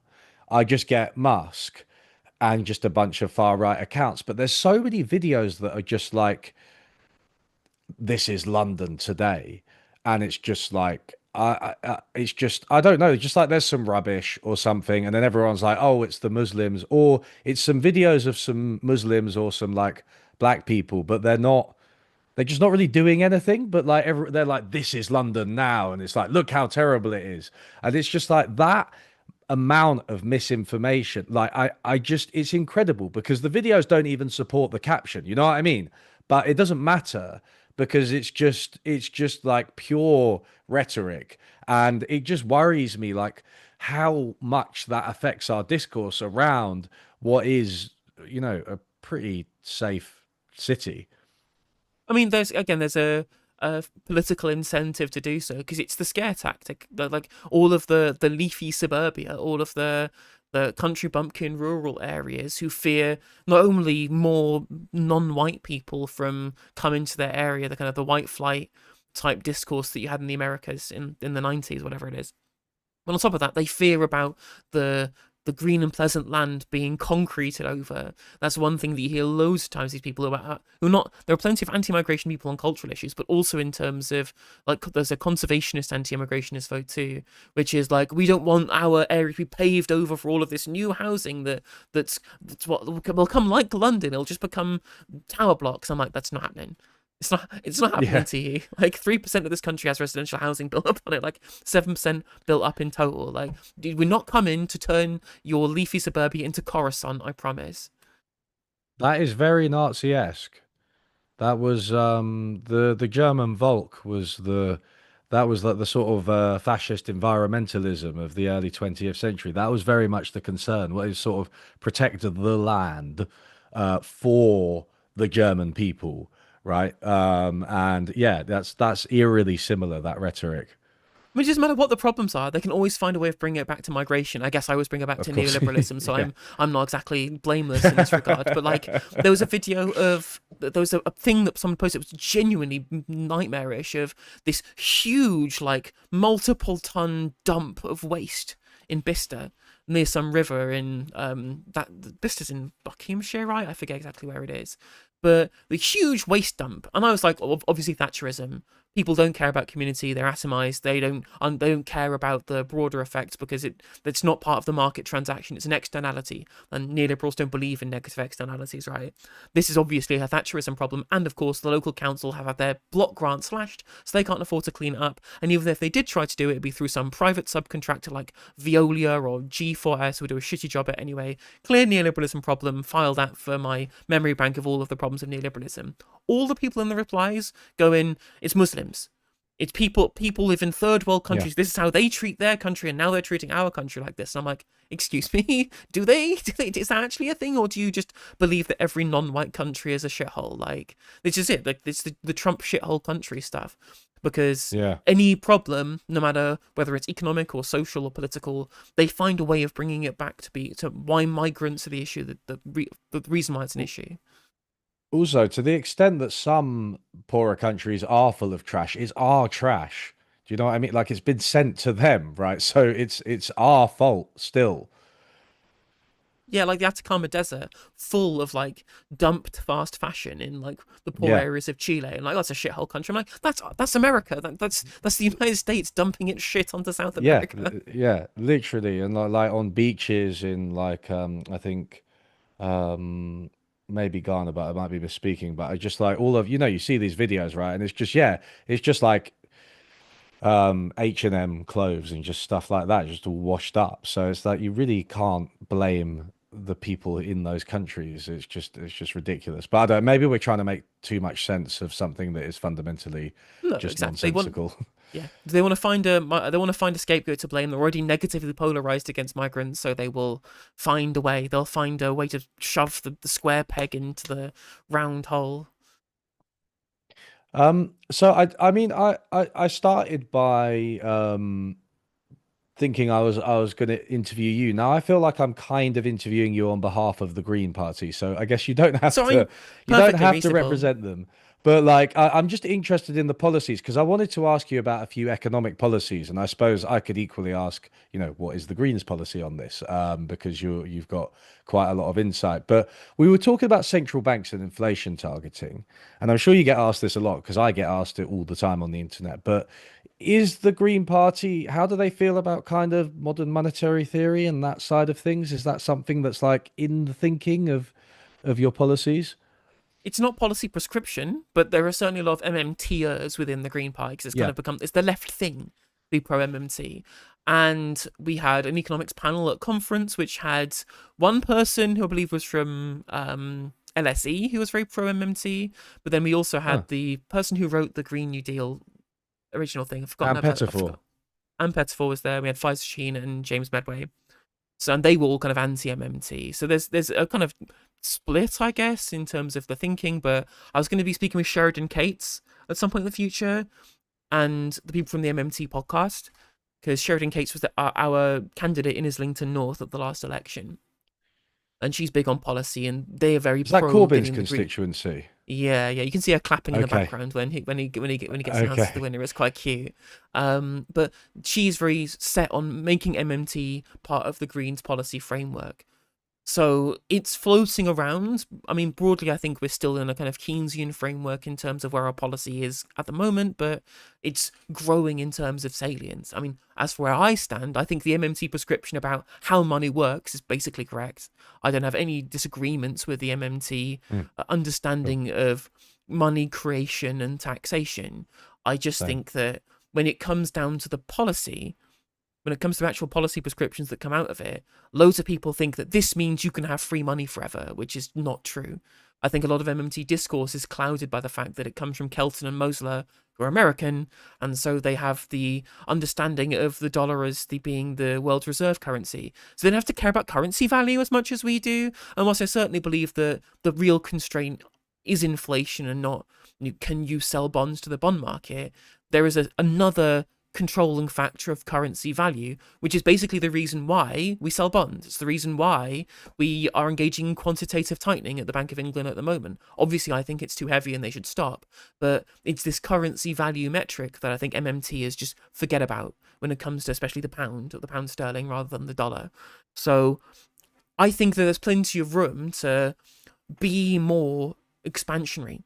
I think that Mm. the fiscal rules that we have, not only are they silly because a bunch of their projections on how much money they can borrow is based upon whatever the OBR say, who get everything wrong all the time, rather than set a policy and then tweak it as the results come in, you know? But in terms of changing our policy prescription to BMMT, it's probably on the later base, I guess. I agree with you. I think that there's a lot of MMT that's right, and I've always considered myself like a post-Keynesian economist, and MMT kind of sprung out of post-Keynesian economics, but it's a bit more macro and a bit more policy oriented, I guess, and it's been more politically successful. Post-Keynesian economics is maybe a little bit more academic, but like anyway, I agree. Yeah, completely on the money. I don't know about some of the specific policies. I don't know if I like a job guarantee as a policy, and I also sometimes I don't know how it follows from MMT. I feel like MMT is like it, but I don't know if it's necessarily follows from the other principles. But one other thing, and this kind of goes to what you were saying. Sometimes I feel like we don't need to do the whole MMT thing to advocate for like more investment and more government spending. You know, Exactly, I'm yeah. just like I'm just like you just invest in like the infrastructure, health, education, children. Like I said, that you know what I mean, research and development, right? Like these things are good for everybody. And often you'll find that, you know, they have multiplier effects and they like might even pay for themselves in the long term. But like they're generally just a really good thing, like both socially and for the economy. And so I'm quite happy just to advocate that without getting into what I think it can be this kind of slightly pedantic debate about, you know, the government issues its own money and then in accounting terms, it turns out that actually the spending precedes the taxation and like, oh, yeah, you do need to worry about deficits, but only if inflation is high. And it's like, okay, you can have that. Don't get me wrong. That's fine, like in the background. But yeah, I don't think like you need to put MMT front and center to just be like an advocate of more spending on public services on like a more active state and like a lot of the other policies that we advocate for. Exactly, I agree. And I think kind of historically, the OBR have underrated the economic benefits of all of those kinds of investments, which is why since the Osborne era, which we're still in, like the OBR is a George Osborne invention, Rachel Reeves Yes. sticking to the lines of the OBR means that she is engaging in Osborneism, even if she doesn't want to. This is a real problem. And so we are still underinvesting. I mean, even if you just take a Keynesian perspective, right, like, and you forget Rachel Reeves' fiscal rule about only spending on OPEX what you're gaining in tax receipts, right? You take, for example, the NHS. Even if you were spending on NHS OPEX to increase capacity, because it's not just CAPEX, it's also OPEX that's going to do that in terms of spending on doctors and nurses, for example. Yeah. That is realizing and activating a real resource by getting the 40% of people who are on NHS waiting lists who are counted as on incapacity at the moment, getting them off those waiting lists and back into work. That is mobilizing a real resource that will pay back dividends even through OPEX spending. Under the current fiscal framework, which is very kind of like traditional Keynesianism rather than more of what we're talking about, that is restraining what Rachel Reeves can spend on something that is mobilizing a real resource in the real economy because of this constriction being around only spending what you're spending in tax receipts on OPEX, right? So we could be spending way more on the NHS, right? Doing a Rwanda like they were doing in the Yeah. 90s on like spending like huge amounts of their GDP on healthcare to get the population healthy, ready to go into the workforce and being as productive as possible. Likewise, I think the same is true with R&D, or that's more kind of capex, or there'll be opex in there as well. And you can spend on R&D and that will be something we could use to fix our productivity problem. Like, you know, why again, no one's investing in R&D in the private sector because the asset economy is the infinite money glitch. Again, you don't need in an economy where financial instruments continue to increase in value and houses continue to increase in value to put any money into R&D because you can make loads of money through things that aren't productive. And so if you have the state doing, you know, trying to rebuild what kind of DARPA was doing in during the kind of the Cold War between America and the Soviet Union, to not for military purposes but to engage in R&D for commercial purposes too, create more productivity in this economy by, you know, again, the basic stuff that productivity is, people in the audience who are watching who don't know, which is you find ways of working that turn the same amount of labor into more stuff, which requires technological investment and R&D. We could see the kind of economic growth that Keir Starmer and Rachel Reeves have as their central mission, even though it's not a real mission, right? Like, they could be doing this, but their fiscal framework is far too constrictive and based upon a bunch of nonsense from the OBR that they could not do if they wanted to. But since they've already set that constraint upon themselves needlessly, if they moved away from that, suddenly the bond markets would be jittery. Again, based off nothing Yeah. that is rational. No, there's no Mm. rationality. But there's just this sense that if the government is chopping and changing, that means they don't know what they're doing, and it's this stability that the bond markets want, this kind of nebulous stability, which they're getting more so than the conservatives. I will say that is more stable now than it was before, but Sure. they they would react negatively to a change in that prospectus, which they wouldn't be doing if they didn't have that prospectus in the first place, and they were just reacting to the actual macroeconomic trends that we were seeing. And this is why John McDonnell, before the election in 2017, just went to kind of bond buyers and just said, look, like, this is our plans, this is how we're going to get growth. We're not sticking to the same kind of fiscal framework as the Tories, but don't worry, you will still see a return on your assets. We're going to calm you before the storm happens when we get into Yeah. policy, when we get into government, start setting policy, so that you didn't get this same kind of dynamic where the bond markets are controlling government policy and controlling the whole prospectus for government, which is being restricted by whether there's still a chancellor in place or not, because Rachel Reeves might quit after this budget, you know. God, John McDonnell, don't remind me of what we could have had. It makes Oh me no, really it's just, sad. it's so honestly. I was looking back at the coverage like during the austerity period up to 2017, and like the word liquidity trap doesn't get mentioned at all. No mention of a liquidity Yeah. trap at any point in any of the economic kind of documentation during the Osborne and Hammond era. And I'm like, you're supposed to spend money. You're supposed to fiscally expand in a liquidity trap, right? Like, when interest rates are zero and Yeah. there's some quantitative easing and you're still not seeing growth in the economy, like, print money.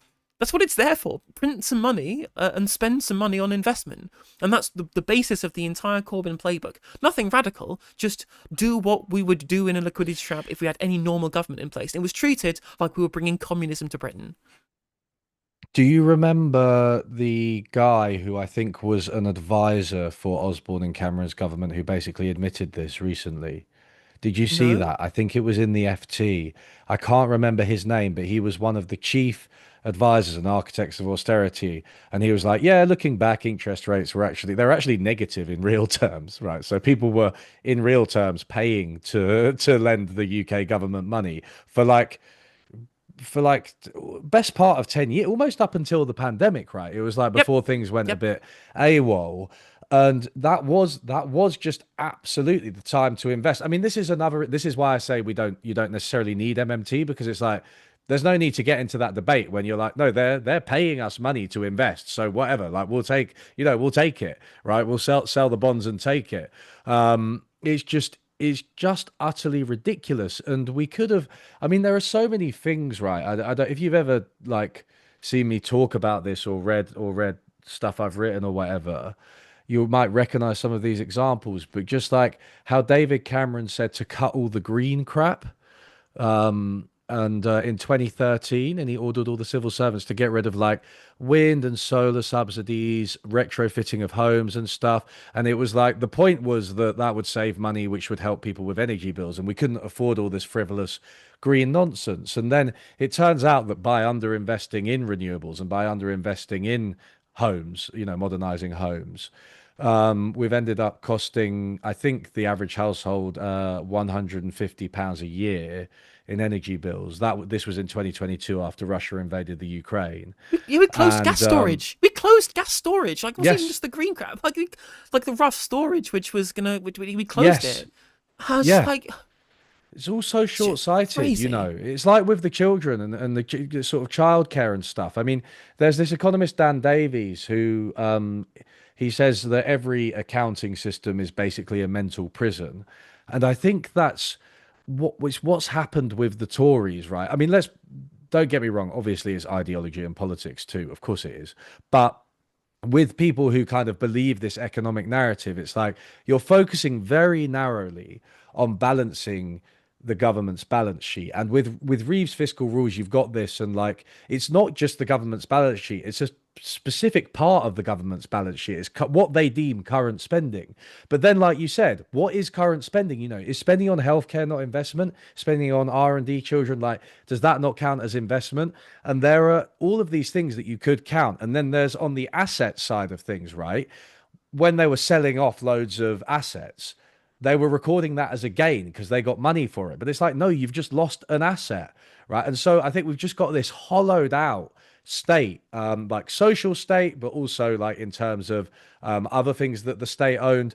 We like the post office, for instance, right? We've just got this hollowed out, yeah, state where we don't really have any assets anymore. We haven't invested properly, and then they're like, why, why are things so bad? Why are people feeling like they're getting poorer? It's like, well, it's pretty obvious, but they just keep doing the same thing. And it's like we haven't had 15 years of austerity. It's like that's how people are talking. I mean, was watching the news the other day and they were just talking about disability benefits. And I was like, it was as if we hadn't just been cutting them and putting people with disabilities through the ringer for a really long time, which we have. The conditions on them have tightened. There are more, there's less being paid out to people. That has been true since austerity started, but we're having this conversation again. It's just like I think it would be really great, and I have no idea how to do this, but a way of like communicating that to everybody, right? That's like, no, this is a false economy. And you actually need to think about the government and the country and like what we actually have and what we invest in, instead of just this kind of like narrow accounting, penny pinching type thing that Reeves is doing, which doesn't actually really achieve anything. Yeah, it is. It's going to be really difficult to get through to that because even now, people still operate in this household budget. I mean, even the Yeah. Labour Party are talking about government credit cards. It makes me want to literally blow my own brains out when I'm watching it. In Minecraft, of course, Twitch moderators. But I think when you say like the Conservatives were doing this ideologically, like, what's interesting is that Conservative parties on the continent, in Europe, they would never do this. Like this idea that this is kind of, as you say, it's so economically nonsensical for anyone who knows like basic economics. Again, like George Osborne has a degree in fucking modern history. And no one goes on about him being unqualified to be chancellor because he's from fucking Eton and a posh school, and Oxford. Yeah. But there's this mythology around the Conservative Party in this country that they are somehow fiscally credible. They're the Yeah. fiscally credible party of government. And it is like a total inversion of reality. And the history of this country, especially from Thatcher onwards, has been Labour governments clearing up the mess that's been left by Conservative governments. Whether it's the Barber boom, whether it is literally everything that Thatcher did when she was in government, in every single respect, whether it was Black Wednesday, whether it was austerity, whether it's Liz Yeah. Truss, whatever it is, right? Like, we just constantly have to watch the Conservative Party govern cynically, govern in the interest of their own voter base to maintain power without the broader interests of the country being looked after. Labour governments coming into government, dealing with these problems, and then getting blamed for them because they're lefties, they don't know about the economy, even though the opposite is true. And I just want to tear my hair out. Like, people still blame Blair and Brown for all of their many faults, of which there are many, for the global financial crisis, which, whilst they could have done Yeah. more prudential regulation and didn't because they were in hock to the financial sector as well as Thatcher was, which isn't untrue, they were at least partially to blame. Did they start the financial sector deregulation? It's Thatcher's Big Bang. It was Thatcher that did the deregulation. It was Thatcher that turned us from a productive economy into an asset economy. And people blamed Blair and Brown. Well, obviously you can blame them for being Thatcherites, but they got blamed for spending too much money, which is the counter-cyclical stimulus, which you're supposed to do when you get a recession. I'm like, oh, I spent Mm. too much labour, ruined the economy. I'm like, they were saving the economy. They were Yeah. saving the economy by spending all of that money. And it's just bought into this long-term narrative that for some reason the left are bad at the economy, which it just isn't true. The right are the ones who don't know how economics works, and they never have done in this country. At least not since, You know, like Macmillan and Eden, I guess. yeah, and like, of course, yeah, Osborne was calling for more financial deregulation in as late as 2006. I remember that. Before the financial crisis, he was calling for more financial deregulation, and he also missed his deficit targets by like 2 years, I think, because like austerity doesn't necessarily work on its own terms. So I think it's like we we think that because we're suffering, it's good for the economy or something. There's like this, I don't know if it's like a Protestant thing, but Oh, we've got 100%, this yeah. like, if we're like, we've got to be tightening our belts, and that's what economics is, and like that's a good economy when everyone's suffering, and any good times must necessarily be paid for, through penance. That's how it feels, I think, and I don't know enough about like the culture behind that to comment too much on it, but it does just feel like there's this really, really Protestant ethic at the heart of it, where we just think that we have to suffer and that suffering is somehow going to be good for us. Oh yeah, absolutely. This has been such a huge part of conservative kind of groupthink forever. And like no matter how reasonable conservative voters sound when you speak to them, like they just have normal concerns like normal people do, the conservative member base and the politicians are like so right wing. They're incredibly right wing and incredibly bought into this kind of Protestant work ethic, kind of Christian stuff. And I think yeah, I think that's a really good kind of intuition that you've Okay. done there about what they're like. Are you talking about like the what are they called, like the 1912 group, or the is that what 1922 they're called, the committee. 1922, sorry, yeah, like that, so they're like quite Christian fundamentalists almost. I mean, not even necessarily fundamentalist, but they even if they're secular, they've still Yeah, bought into this kind of this Protestant work ethic stuff, right, and like sure. Burkean conservatism, this idea of the natural society and people all being in their place. Right? It's why you see conservatives talk about, oh, we've lost all of these technical colleges, we've lost apprenticeships, and we have, and it would be good if they were coming back, but they don't mean for their kids. They don't mean for their kids at Yeah. all, right? Like Rupert Lowe will come out and say we need to have all these we need to get people into good apprenticeships, and I don't disagree with this. But they don't mean for their own kids. Like when they say we send too many people to university, they mean we send too many people from the north to university. That's what they mean when they say that, right? Mm, Like they've bought yeah. into this Burkean idea of society being stratified in the way that it should be. It's just so, and naturally, those people who happen to be at the top of the hierarchy are best at the top of the hierarchy, right? It's really self-serving logic that they're engaging in. And you see this from other Tories too, even ones who care about poorer people, like Theresa May or Rory Stewart, right? Who disagree with a lot of the kind of more right wing positions. They still fundamentally have that basis for their conservatism that is this natural hierarchy. Natural hierarchy, yeah. Have you ever read Edmund Burke? I've not known. It's fucking dreadful. I don't like, so I thought I'd read it because like founder of conservatism and all that, and like wanting to understand the other side. And I don't look, maybe I'm sure there are some people in chat who've read it and have more insight than I do, but it's just him ranting about how upset he is that the natural order in his eyes has been destroyed by the French Revolution. Like, it is literally just him saying, how dare you? How dare you attack the king? The king is at the top of society. How dare you attack our old? And it's like 600 pages long. And I couldn't get anything substantive out of it that was more than just that. It was just he just thought those categories were right and natural, and he was really, really, really angry that the peasants had dared to revolt. And like, I guess that is just you can see that in like a lot of modern Tories, can't you? Like that is just fundamentally what they believe. A lot of historical Tory. I mean, it's just been part of kind of the Tory base for ages and ages and ages. And no wonder that young people are turning away from this fucking dross, you know? Like, even if the policy was even geared towards young people, the fact that they kind of hold the kind of metropolitan progressivism in such disdain, not even on grounds of Yeah. the fact that they have like some kind of utilitarian opposition to it. It feels wrong because we're very anti-hierarchical here on the left, right? That's the biggest kind of thing that they hate about it, because it upends what they perceive to be like this natural order, which isn't even natural to begin with, because it's all artifice, it's all manufactured, you know. But it's just they always have this idea that things will that the natural order will create itself, and then a change to that must therefore be radical. It's really myopic, really myopic. Also, speak Is actually, there a here's way? I'll go for it. Yeah. Sorry, No, go for you it. go ahead. Go ahead. So I mean, speaking of like the kind of new society that we're getting, this kind of breakdown in class as well, and the Burkeans getting angry Mm. because things aren't as just so as they used to be. Isn't it like you interested if you like kind of the polling encyclopedia stuff? Here's another like kind of graph of voting intention I thought was crazy, right? Like obviously I think social grade as a metric when you look at society is a bad thing. I don't think that it captures real class breakdowns because the economic nature of it is kind of broken down in a service economy. But let's just assume that it's correct for one moment.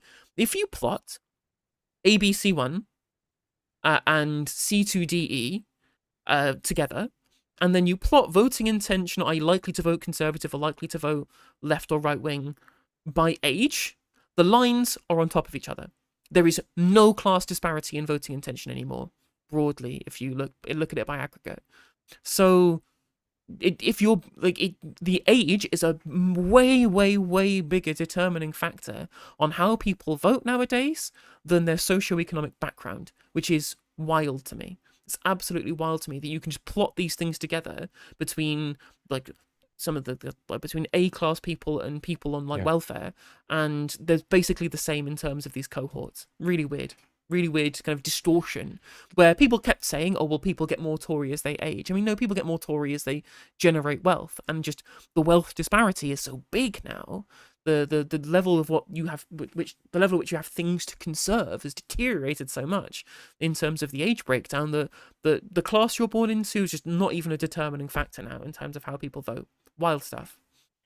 That is really insane. And it does what I was going to ask you was about reform and whether they can kind of capitalize on this because I was wondering if the Tories are maybe a bit stolid and you know the sort of old fashioned, even if there's obviously massive overlap between the policies of the two, do you think that reform and especially Farage with his persona, which I think is fairly trendy and he's quite big on TikTok and social media.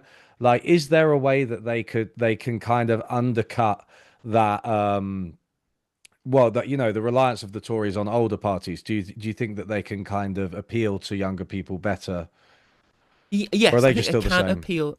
I think they can appeal better, certainly.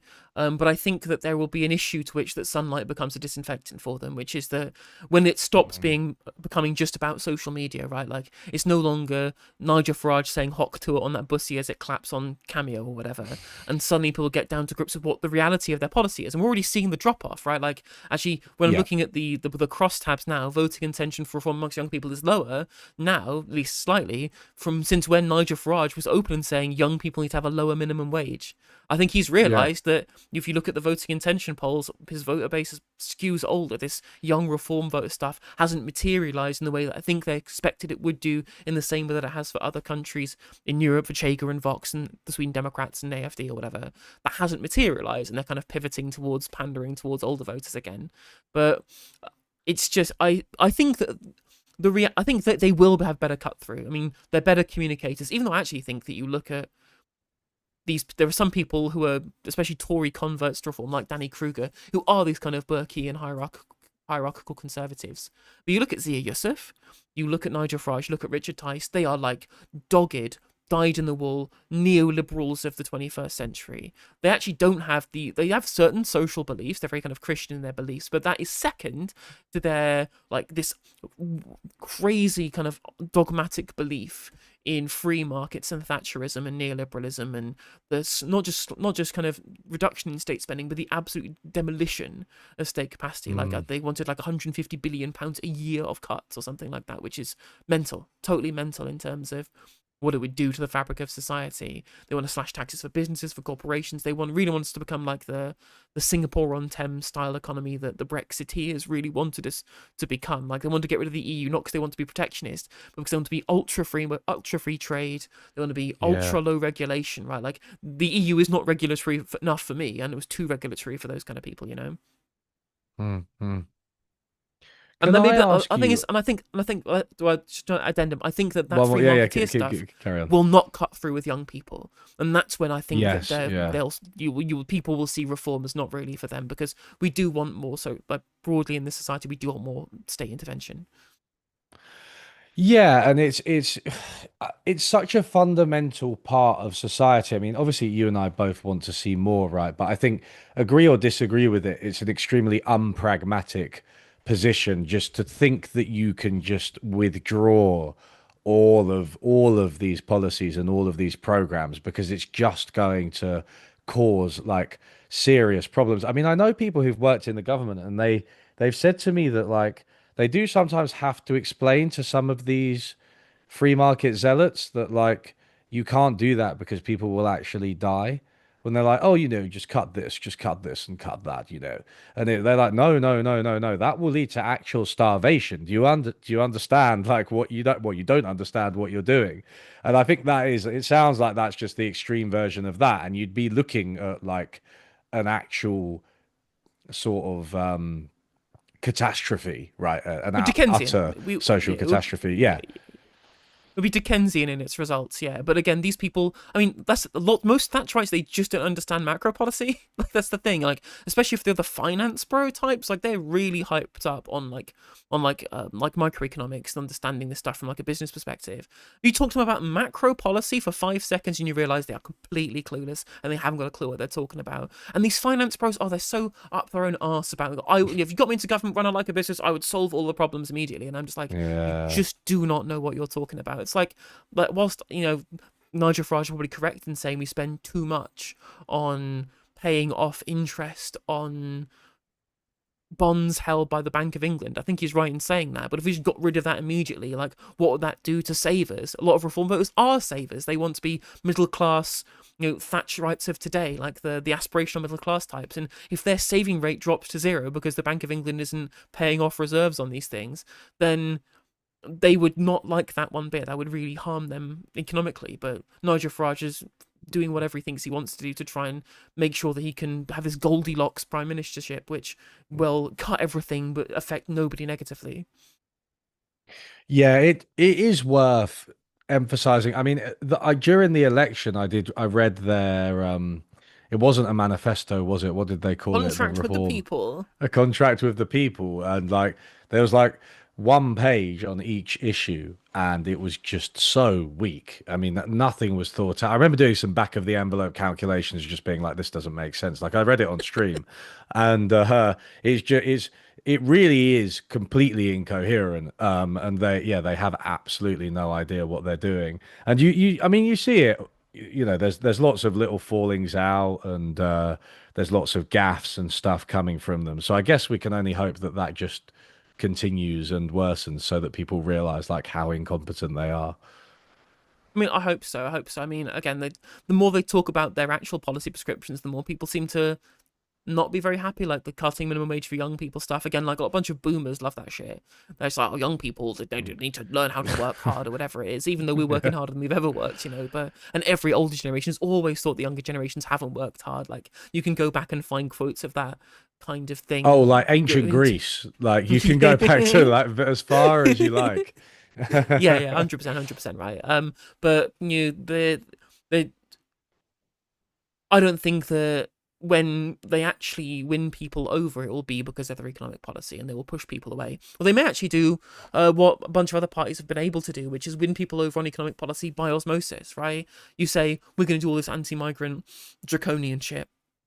And then people will change their opinions because the party they like, like a bunch of shit libs, a bunch of liberal, like kind of capital L liberal types who voted for the Labour Party at the last election, affluent liberal types who are socially progressive but fiscally Thatcherite, who are now angry about Labour taxing private schools and putting costs on businesses with their raising of national insurance on employers. They've all been I saw a bunch of them just won over on Shabana Mahmood's like really draconian asylum policy. They would have, if the Tories had proposed it, they would have said it was terrible, it was awful, right? But because it's not the Tories doing it, they have been slightly moved over in that direction. Maybe reform can do that too with their economic policy, I'm not sure, but it does seem difficult given that I don't think this country has ever really been economically right wing, at least not in the last 30 years. Mm. Yeah, it is amazing when you look at like what people actually want versus like the people versus what happens. And you're like, this is completely out of whack. A lot Oh of yeah, people 100%. are kind of progressive on the council. Like taxing the wealthy is a good example, right? Like most people just think that the wealthy should pay more tax. Like most people want to address climate change. Most people are happy to fund the NHS, for instance. And it's just like incredible how our economic policy has completely departed from that for such a long time. But I just think it goes back to there just haven't been any candidates. There hasn't been the option really And the only time I guess there was with Corbyn and McDonnell, but that was, they were obviously attacked relentlessly by the media, so And the thing is, and by the they didn't existing have a parties. they didn't really have any wealth taxes though, really. Like their biggest taxation No. policy was increasing on the top 5% of earners, which is just another income tax rise. Like it's more on top of working people. And I think that actually, whilst I would like to see tax bands go up for these kind of demographics, I think that a really big tax increase in those people could see brain drain. We could see brain drain. I think it's unlikely, but I think there's a Mm. risk there because we actually have a very progressive tax system in this country where people below median wage pay way less tax than they do in this country than they do in other countries, which I think has engendered this kind of low tax mindset amongst people Mm. because they pay low tax, they see shitty public services, and they go, well, why should I pay more if public services are going to be shit? Like, I don't trust the government to Yeah. spend this money well because they've not spent what little money they have well. And so wanting to raise taxes broadly is difficult unless you focus it at the rich. And I think that high earners probably do get taxed enough, which is why I support capital gains tax increases and wealth taxes and a completely overhauling council tax so that these Yeah. £1 million houses in the southeast get taxed at the rate they should be rather than their value in 1991 or whatever. Maybe replacing it with a land tax or something like that. I feel Exactly, like yeah. that Like would be a good thing to do. the council tax needs to totally revamped. Maybe folding national insurance into income tax because it's basically just another income tax Yeah, anyway. that's Like, stupid. yeah, there's Yeah. so many things that we could do. But yeah, in terms of the policy prescriptions and people being wanting more spending and less tax, wanting more migrants, but migrants to fill job vacancies. People don't know what they're talking about when they answer polls, and anyone like Morgan McSweeney who follows like issues polling relentlessly doesn't realize that these things can change overnight. Like you look at the digital ID polling, there was kind of broader, kind of tepid public support for digital ID. Keir Starmer announces it, he's negatively polarized anything that he touches, and immediately like huge opposition to digital ID because it's Keir Starmer doing it.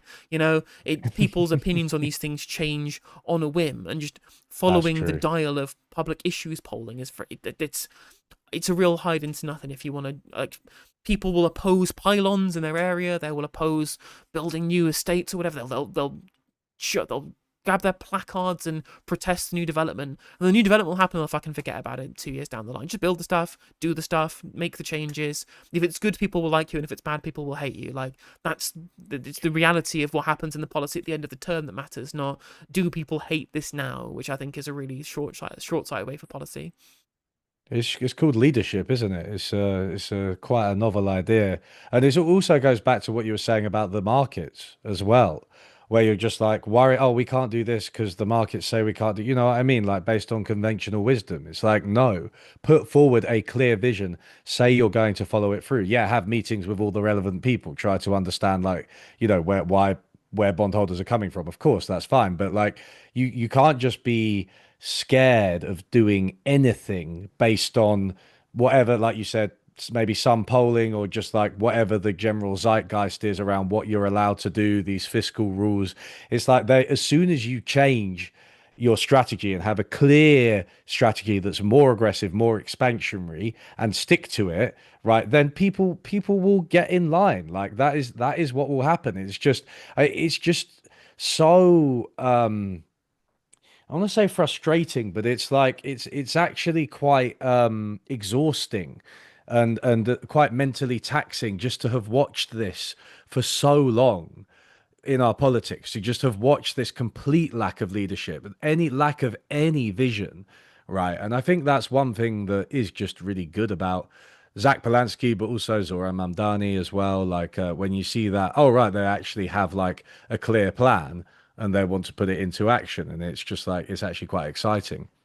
Yep, 100%, 100%. And it's why, for the so same reasons about having a plan, having a vision, having beliefs and ideology and sticking to it and advocating for it. Like, even within the Labour Party, if you look at the internal polling, two most popular members of Parliament for Labour, Ed Miliband and Angela Rayner, like two people, Angela Rayner wants more Yeah. workers' rights, believes more workers' rights. Like, she campaigned very hard for it. Like, that's why she was in the position she's in, because she was part of the revamp of workers' rights that was passed as policy at the National Policy Forum. Ed Miliband cares about green energy. Like, he was asked to move from the energy department, the DESNZ, at the last cabinet reshuffle, and he put his foot down and said, "I refuse to move. I refuse. I have this vision that I want to put into place." And so the Labour members love him. They love him and they love Angelo, and they hate Yeah. everybody else because the rest of them are all just money-minded machine people who have no vision, no beliefs, no nothing other than just being the person with the ministerial red box. And it's so obvious to everyone how empty it is, you know? Yeah. Yeah. Can I ask you about one final thing, which is actually the main thing I wanted to ask you about, but I Go for it, forgot. go for it. I mean, I'm having a Net blast. Like, zero. you can keep going as long as you want.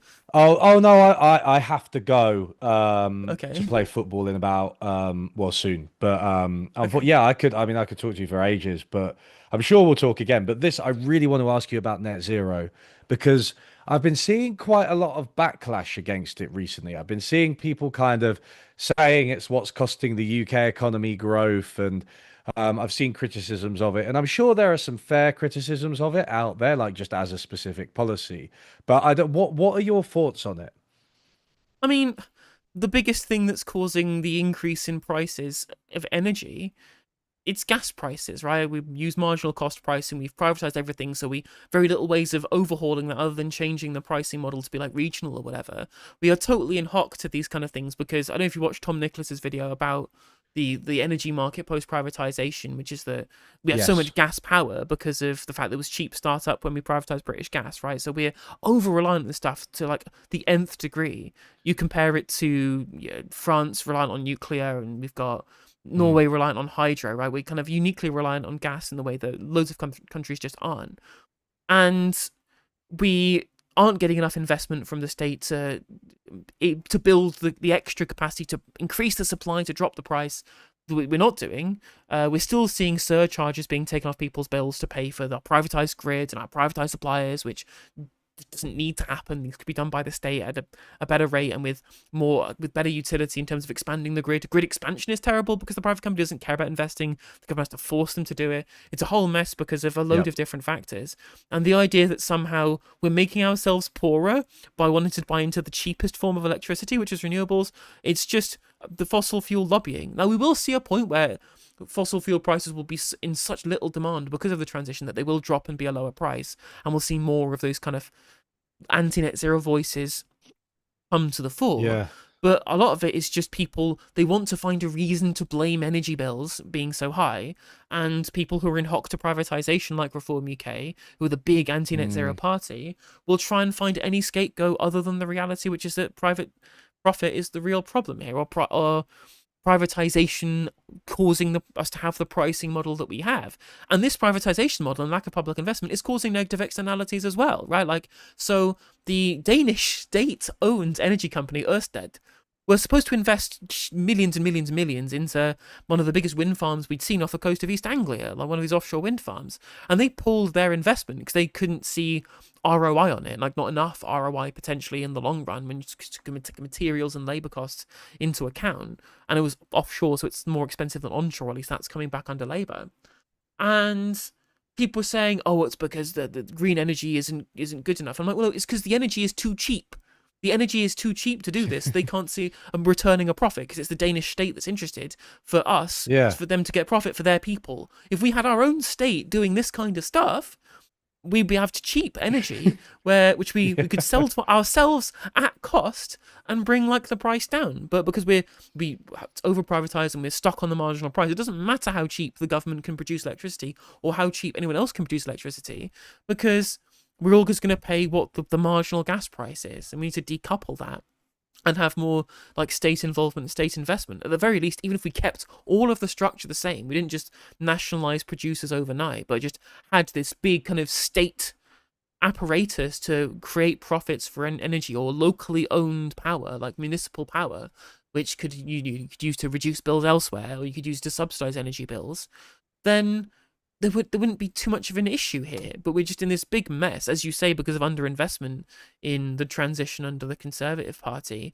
and over privatization. People are finding something to blame instead, and it's really frustrating. As the only people who stand to gain from a net zero U-turn are the shareholders at Centrica. Yeah. It makes me think of China, because when people say that net zero is going to cost us loads, because they just like invested.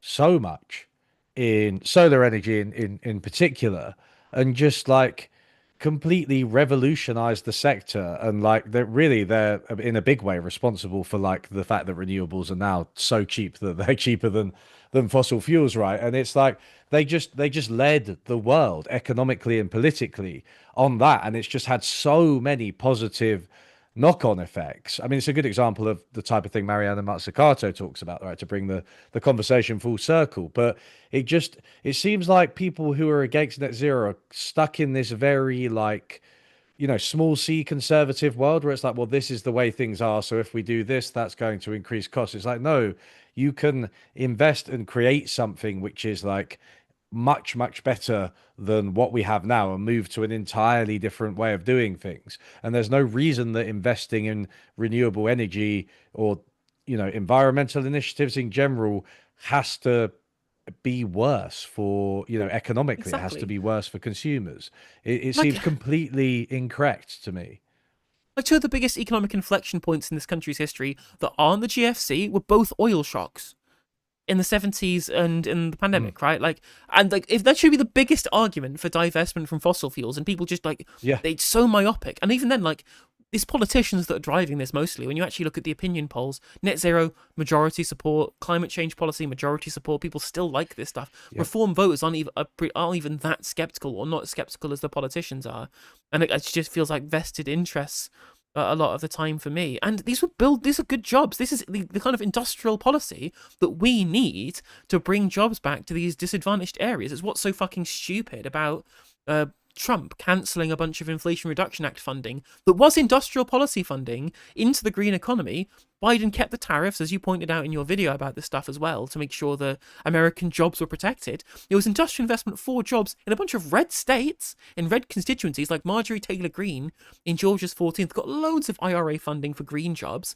And Trump comes in and goes, we're going to cut all of that industrial policy investment that's creating these good jobs for like the construction sector that is which has been maligned for so long, and the American men feel like they want more masculine jobs, and that's what a bunch of this tariff policy was supposed to Yeah. be about, bringing back the masculine jobs in the production sector. I'm like, well, you've tariffed a bunch of natural resources rather than finished products, making it harder to produce in your country.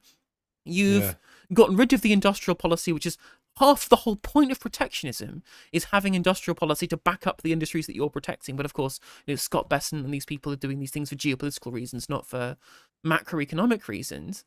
And Yeah. if we cut those same funds in this country, all those jobs in the green economy that we could go into, that we could put into all of these ravaged communities in the northeast and in Cumbria or whatever it is, and these left behind areas, that will all go. If we get Nigel Farage's Thatcherite dream, all the communities that vote reform will get even worse. They'll get even fewer jobs, even less investment, and we'll see even more money pouring into the cities, which is where neoliberalism has directed all funding for the last 46 years. I did always think of the Biden administration's policies as a bit of a model, and it did seem like Labour were going to imitate them at one point. But like, it is just, I don't know. I mean, what is the reason that Trump is doing what he's? Is it just to hurt like other countries and just like I don't know, Yeah, just like throw his weight around? Is it that simple, it or was a is geopolitical it? negotiating tool. That's all. It's all it's Yeah. been from the start. There's a really great video by Huri Shasfoot from Money and Macro, Yes. talking about like Scott Bessent's master plan of reshaping the global economy using tariffs to do that, creating like Yeah. vassal states, periphery states, and enemy states, and then using tariff policy to redirect kind of global interest back round to the American axis against a Chinese axis, and to kind of manufacture a bipolar world again, where they want to create enemies and friends in the way that we had during the Cold War. This is it's really interesting. I think fundamentally it will fail because all they're doing is creating the American century of humiliation by making sure that their economy falls off a fucking cliff, But it's clear that it's been Yeah. working to get people to countries to come to heel and geopolitical blocs to come to heel, because when we could have had a real kind of axis of resistance to it with Canada and the EU and the UK and other countries kind of coalescing around an aggressive policy against Bessent's plan. Instead, we got people capitulating and Keir Starmer picking up Trump's paper like a little cockboy. And that's the reality of Yeah, what we've no. had. Is the kind of people who support like globalization in the good sense, not like obviously globalization that's exported all manufacturing to sweatshops in Bangladesh is bad globalization, but a kind of good kind of geopolitical cooperation, which we've seen from the EU and Canada and countries in like South America, whatever. Like we could have had that maintained and treat America like the enemy trying to break down the good thing that we created. And instead, when, okay, Daddy Trump, we will do what you want. I mean, Mark Rutte even called him Daddy. Like, this is how pathetically cucked we are to America. I mean, it is. I was about to say none have capitulated more than us, right? I mean, I do see the negative future for the UK would be as basically an American vassal state. I think like that process began before Trump and, even before 2008. I think if you think about like Blair and Bush, and like Iraq, and you think about the sort of expansion of American corporations into our society. I think there are a lot of things that have made us more Americanized, but like Brexit was obviously a big shift. And like yeah, I really worry about that if we're basically just a sort of fucking colony of the Oh, USA. yeah. It's incredible. It's absolutely incredible that all of the self-proclaimed patriots of Reform UK claim to be Yeah. the ones to want to put Britain first or the interest of. No, you want to put American mega corporations at the centre of your policy. You geopolitically, I mean, they were literally Nigel Farage was in the House of Representatives being questioned about like free speech or whatever, saying I believe that America should use trade policy and inflict economic sanctions essentially on the UK to try and get us to change our policy on free speech or whatever because of Graham Linehan being arrested for tweets or some shit. Like, that's how much these people genuinely want our country to be owned by America. Not only do they want our local economies to be taken over by American mega corporations, they want our local businesses to be bought out by American private equity firms. They also want the American state to control us geopolitically to the point at which they're happy to watch him tariff us to try and get us to change laws. He's very happy for us to have trading regimes that are profitable for America and not us to maintain the special relationship. And they're happy for Trump to sue the BBC to take billions of pounds of Mm. license payers' money, essentially. I don't think it'll be successful, but they want it to happen purely on the grounds of the fact that their brain is hardwired by American culture war talking point brain fog from like they talk about DEI, which doesn't exist in this country. They talk about everything through the realm of a bunch of Yeah. American cultural topics that aren't relevant here. Woke. It's like it's not relevant to talk about like woke politics or like Black Lives Matter or whatever's happening in terms of Univ in yeah, like So I was going to exactly, say you know. the campus speech crisis, and all that kind of like the Yeah, no platform, exactly. all came from the US, and people act like it's sort of happening here. It's just crazy. We've imported all of their culture war narratives, and I just don't think that the UK experience with all of these things, it's just not the same. It's pretty wacky to me. But one thing I will say is that I do think that most people in the UK do kind of hate America. Um, like so that I mean that's something I always think that if you it's kind of difficult to get people to talk about capitalism, partly because they think you're a socialist, but partly also because most people just don't think about capitalism. They just don't really use that word that much, right? But like if you start talking about like American companies or something like that, they'll be like, "Oh yeah, they're fuckers, they're evil, you know what I mean? It's crazy over there. They don't have healthcare, blah blah blah." I think most British people are kind of on that wavelength, so it's like I don't know. I'm not saying that we necessarily should foment aggressive anti-American sentiment to win, but I don't know. It could be used, maybe. It could be used, I mean, maybe. I'm fully behind like de-Yankification politics at this point, right? The They should go like Yankification, say yeah. because not only do we not like American kind of economic stuff, we also hate cultural American stuff. Like we find Americans like overbearing, we find them gauche. Like that's a really kind of central part of British culture is being kind Unsubtle. of reserved and, as you say, subtle and a bit kind of Oh yeah. self-deprecating and sarcastic and bombastic American like tourists are like we detest them. Those kind of people in this country, they really kind of break through that kind of old-fashioned British reservism, which I absolutely subscribe to. Even though my job is Yeah. not doing that. But like, yeah, I think we could really take a leaf out of Ed Davies' book. I think in this regard, he's the only kind of politician who's really going full anti-American at this point. Very weakly, I think he could be going stronger Mm. on this, but I think we need to be really key in terms of attacking Reform UK. The big thing that is shared between the opinions of Green voters and the opinions of Reform voters are skepticism towards big business.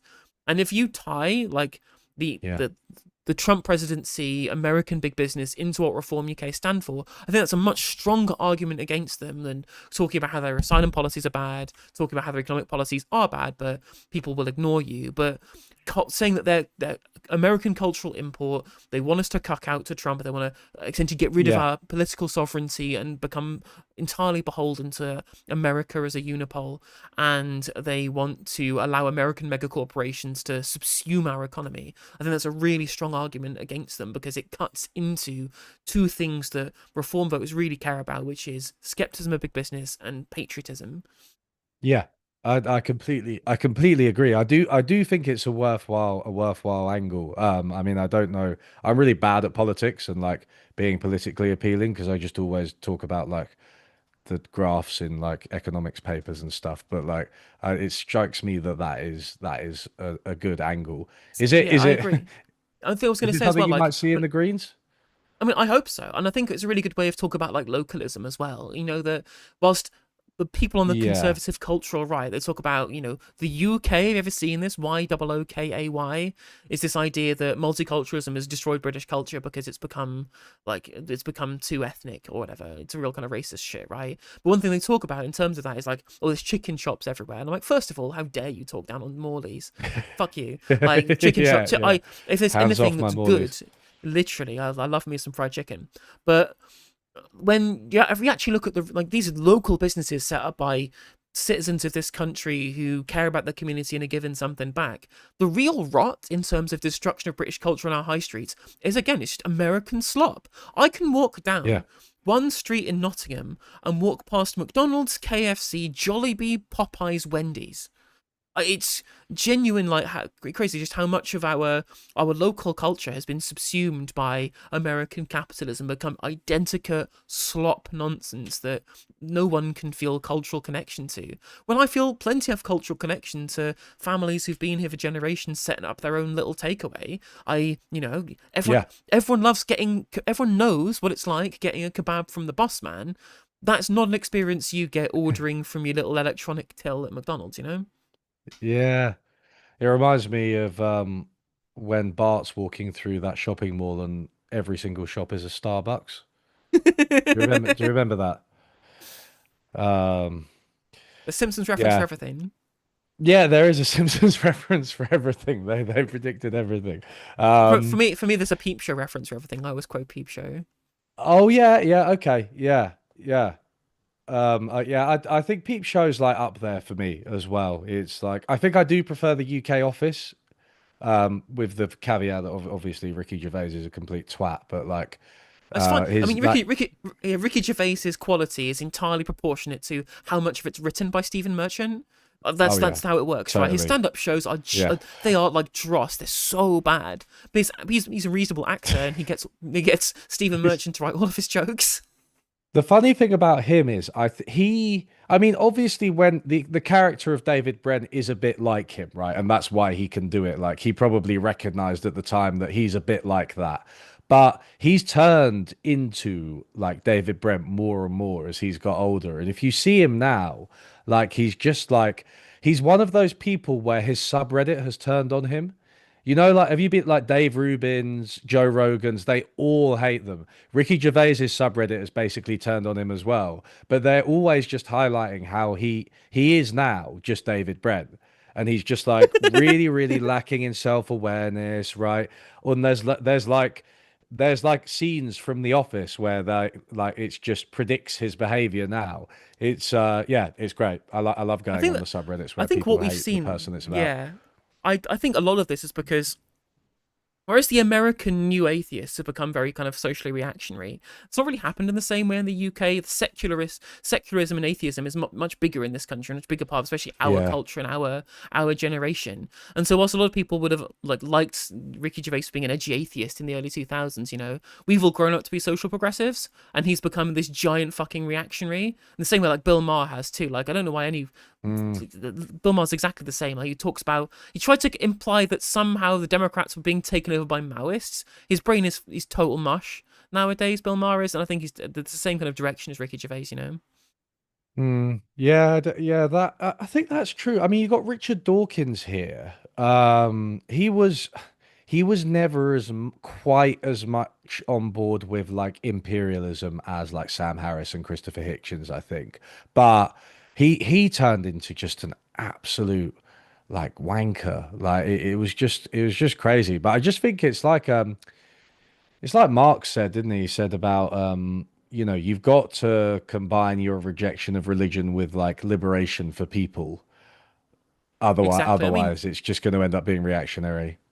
Again, you look at Richard Dawkins. What does he talk about? American culture war shit, right? Like his Yeah. audience is an online American one now, and that's why I think why it's interesting when you look at the Tories kind of failing politically in this country is that lots of really Twitter brains. Kemi Badenoch is really, really Twitter brains, right? And she Mm. will talk about things that are popular on Twitter as if they're popular to real life. And I'm like, no, no one cares about the Chagos Islands deal.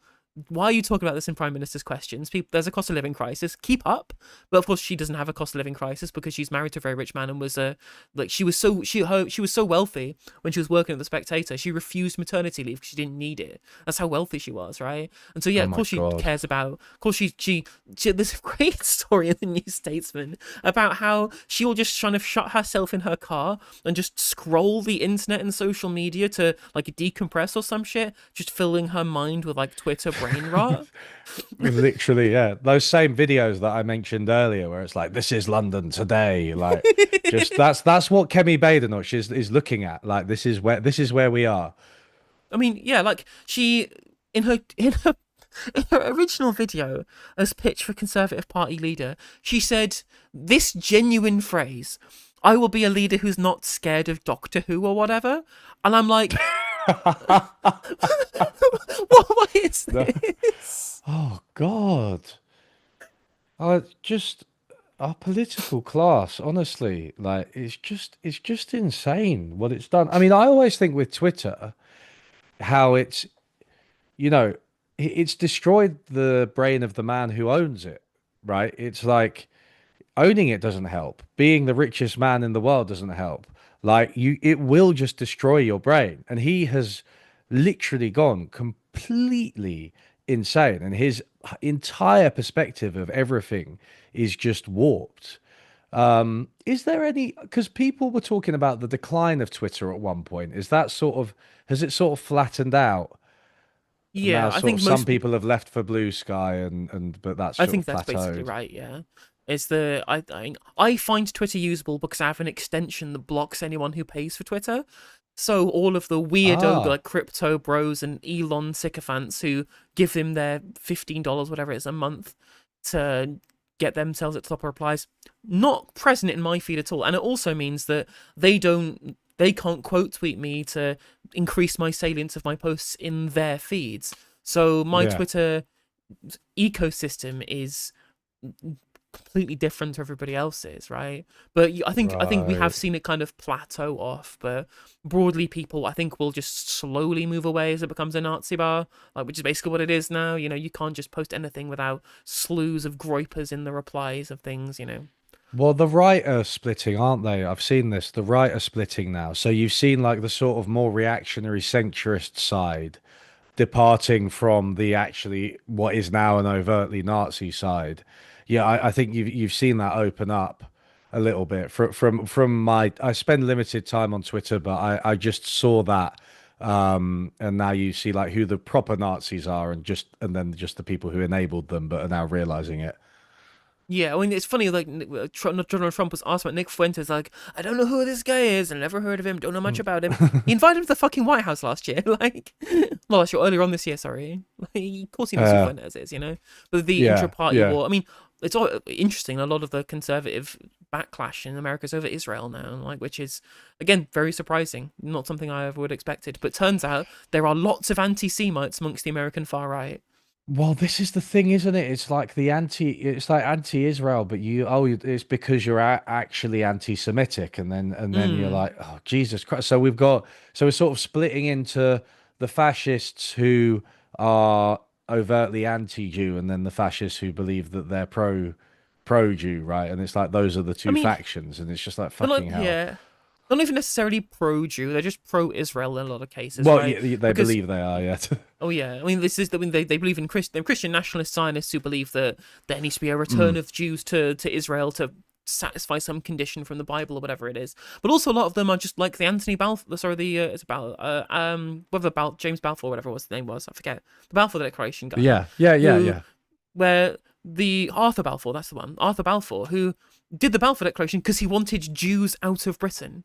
That's the yeah, reason why the Balfour Declaration exists, because they're nationalists who believe that every single country in the world should be mono-ethnic, monocultural. Every single ethnicity has their own bit of land that belongs to them, and the return of Jews to Israel is fundamentally a way of ethnically cleansing them out of America, and a way of yeah. ensuring that they create a model ethno-state that they can base their white ethno-state on in the United States, right? The same is true for plenty of kind of like right-wing anti-Semitic Zionists, so far as that they love Israel because it's a militaristic ethno-state that protects its Yes. borders and has this very strong ethnic component that Western states don't really have anymore in terms of their own ethnic background. Yeah, no, it is. Yeah, it is. I mean, I don't know that much about this, but that was my understanding was that it was basically kind of, Zionism was basically a way of removing Jewish people from like the West, right? Because it was like the Exactly. whole West I say it was extremely anti-Semitic at the time, right? Now it's still anti-Semitic, but like maybe less so than in the 30s. I don't know for the time being, but like, yeah, it wasn't born out of like a love of Jewish people by no means. Yeah, it's why I think you see a lot of pushing, a kind of instinctively of this idea that the left and Muslims are anti-Semitic from people, not because they genuinely believe it or because they're trying to do it instinctively, or they're trying to do it deliberately, but there's this instinctive idea that, well, we need to ensure that people think that anti-Semitism is a Muslim thing, it's an Eastern thing, it's a political radical thing, rather than the mainstream Western political thought for centuries and centuries, right? Like Muslims and Mm, Jews lived alongside each yeah, other in the Middle East and in Asia for centuries and centuries as sharing people of the book, which is how Muslims have historically described Jewish people, right? yeah, Until the foundation of the state of Israel, and that's where this kind of big kind of tension came between these communities. And like you see lots of ethnic diversity, like in Syria with the Alawites and Kurds and whatever it is, and other places around the world that you don't see in Europe, because in Europe they all got genocided, right? Like we've just done pogroms yeah, and genocides in century after century after century in Europe. yeah. Whilst there has been similar things happening in other parts of the world, it's not been as much of a problem outside of kind of the Christian center of kind of Europe. Oh, yeah, that's a really interesting point, actually. Yeah. Oh, so, so, I'm so, gonna have to yeah, cut this yeah. off, by the way, because I do need to go. I have a football match. But it's just so interesting. I mean, yeah, I feel like we could carry on talking for ages, but I don't know. Who knows? Maybe we could have a little chat again after the budget and see what happens. I That didn't sounds like ask you the to budget debrief. Yeah.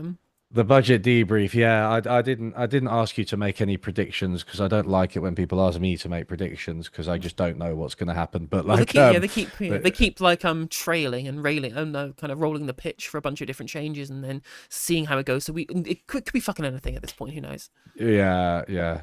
But anyway, yeah, thanks so much for joining me. And yeah, I guess we'll probably talk again. No worries. Everyone in my chat, make sure you go and follow Unlearning Economics, which you just search Unlearning Likewise. Economics on YouTube's to find the channel and become a member. But on both, I think on both our channels, membership is only Yeah, 99p. It's cheaper than a yeah, can of Red yeah. Stripe. So yeah, you can. 99p becomes no justice. Okay, Helena has Twitch and YouTube and you're also very active on TikTok as well. I am on every single So yeah, platform. I'm just at no on justice every MTG. It's follow her on very easy every to find me. platform, basically. But yeah, absolutely, it's not a problem. Thank you very much for having me on. It's been an absolute pleasure, and I look Cheers. forward to hopefully Yeah, it's been talking again great. after the budget. See you. Right, see you later. Bye bye. Right, time to do a Raid Arena. Who are we going? I'm going to go into Novara Media over on YouTube. Who can I go into over on Twitch?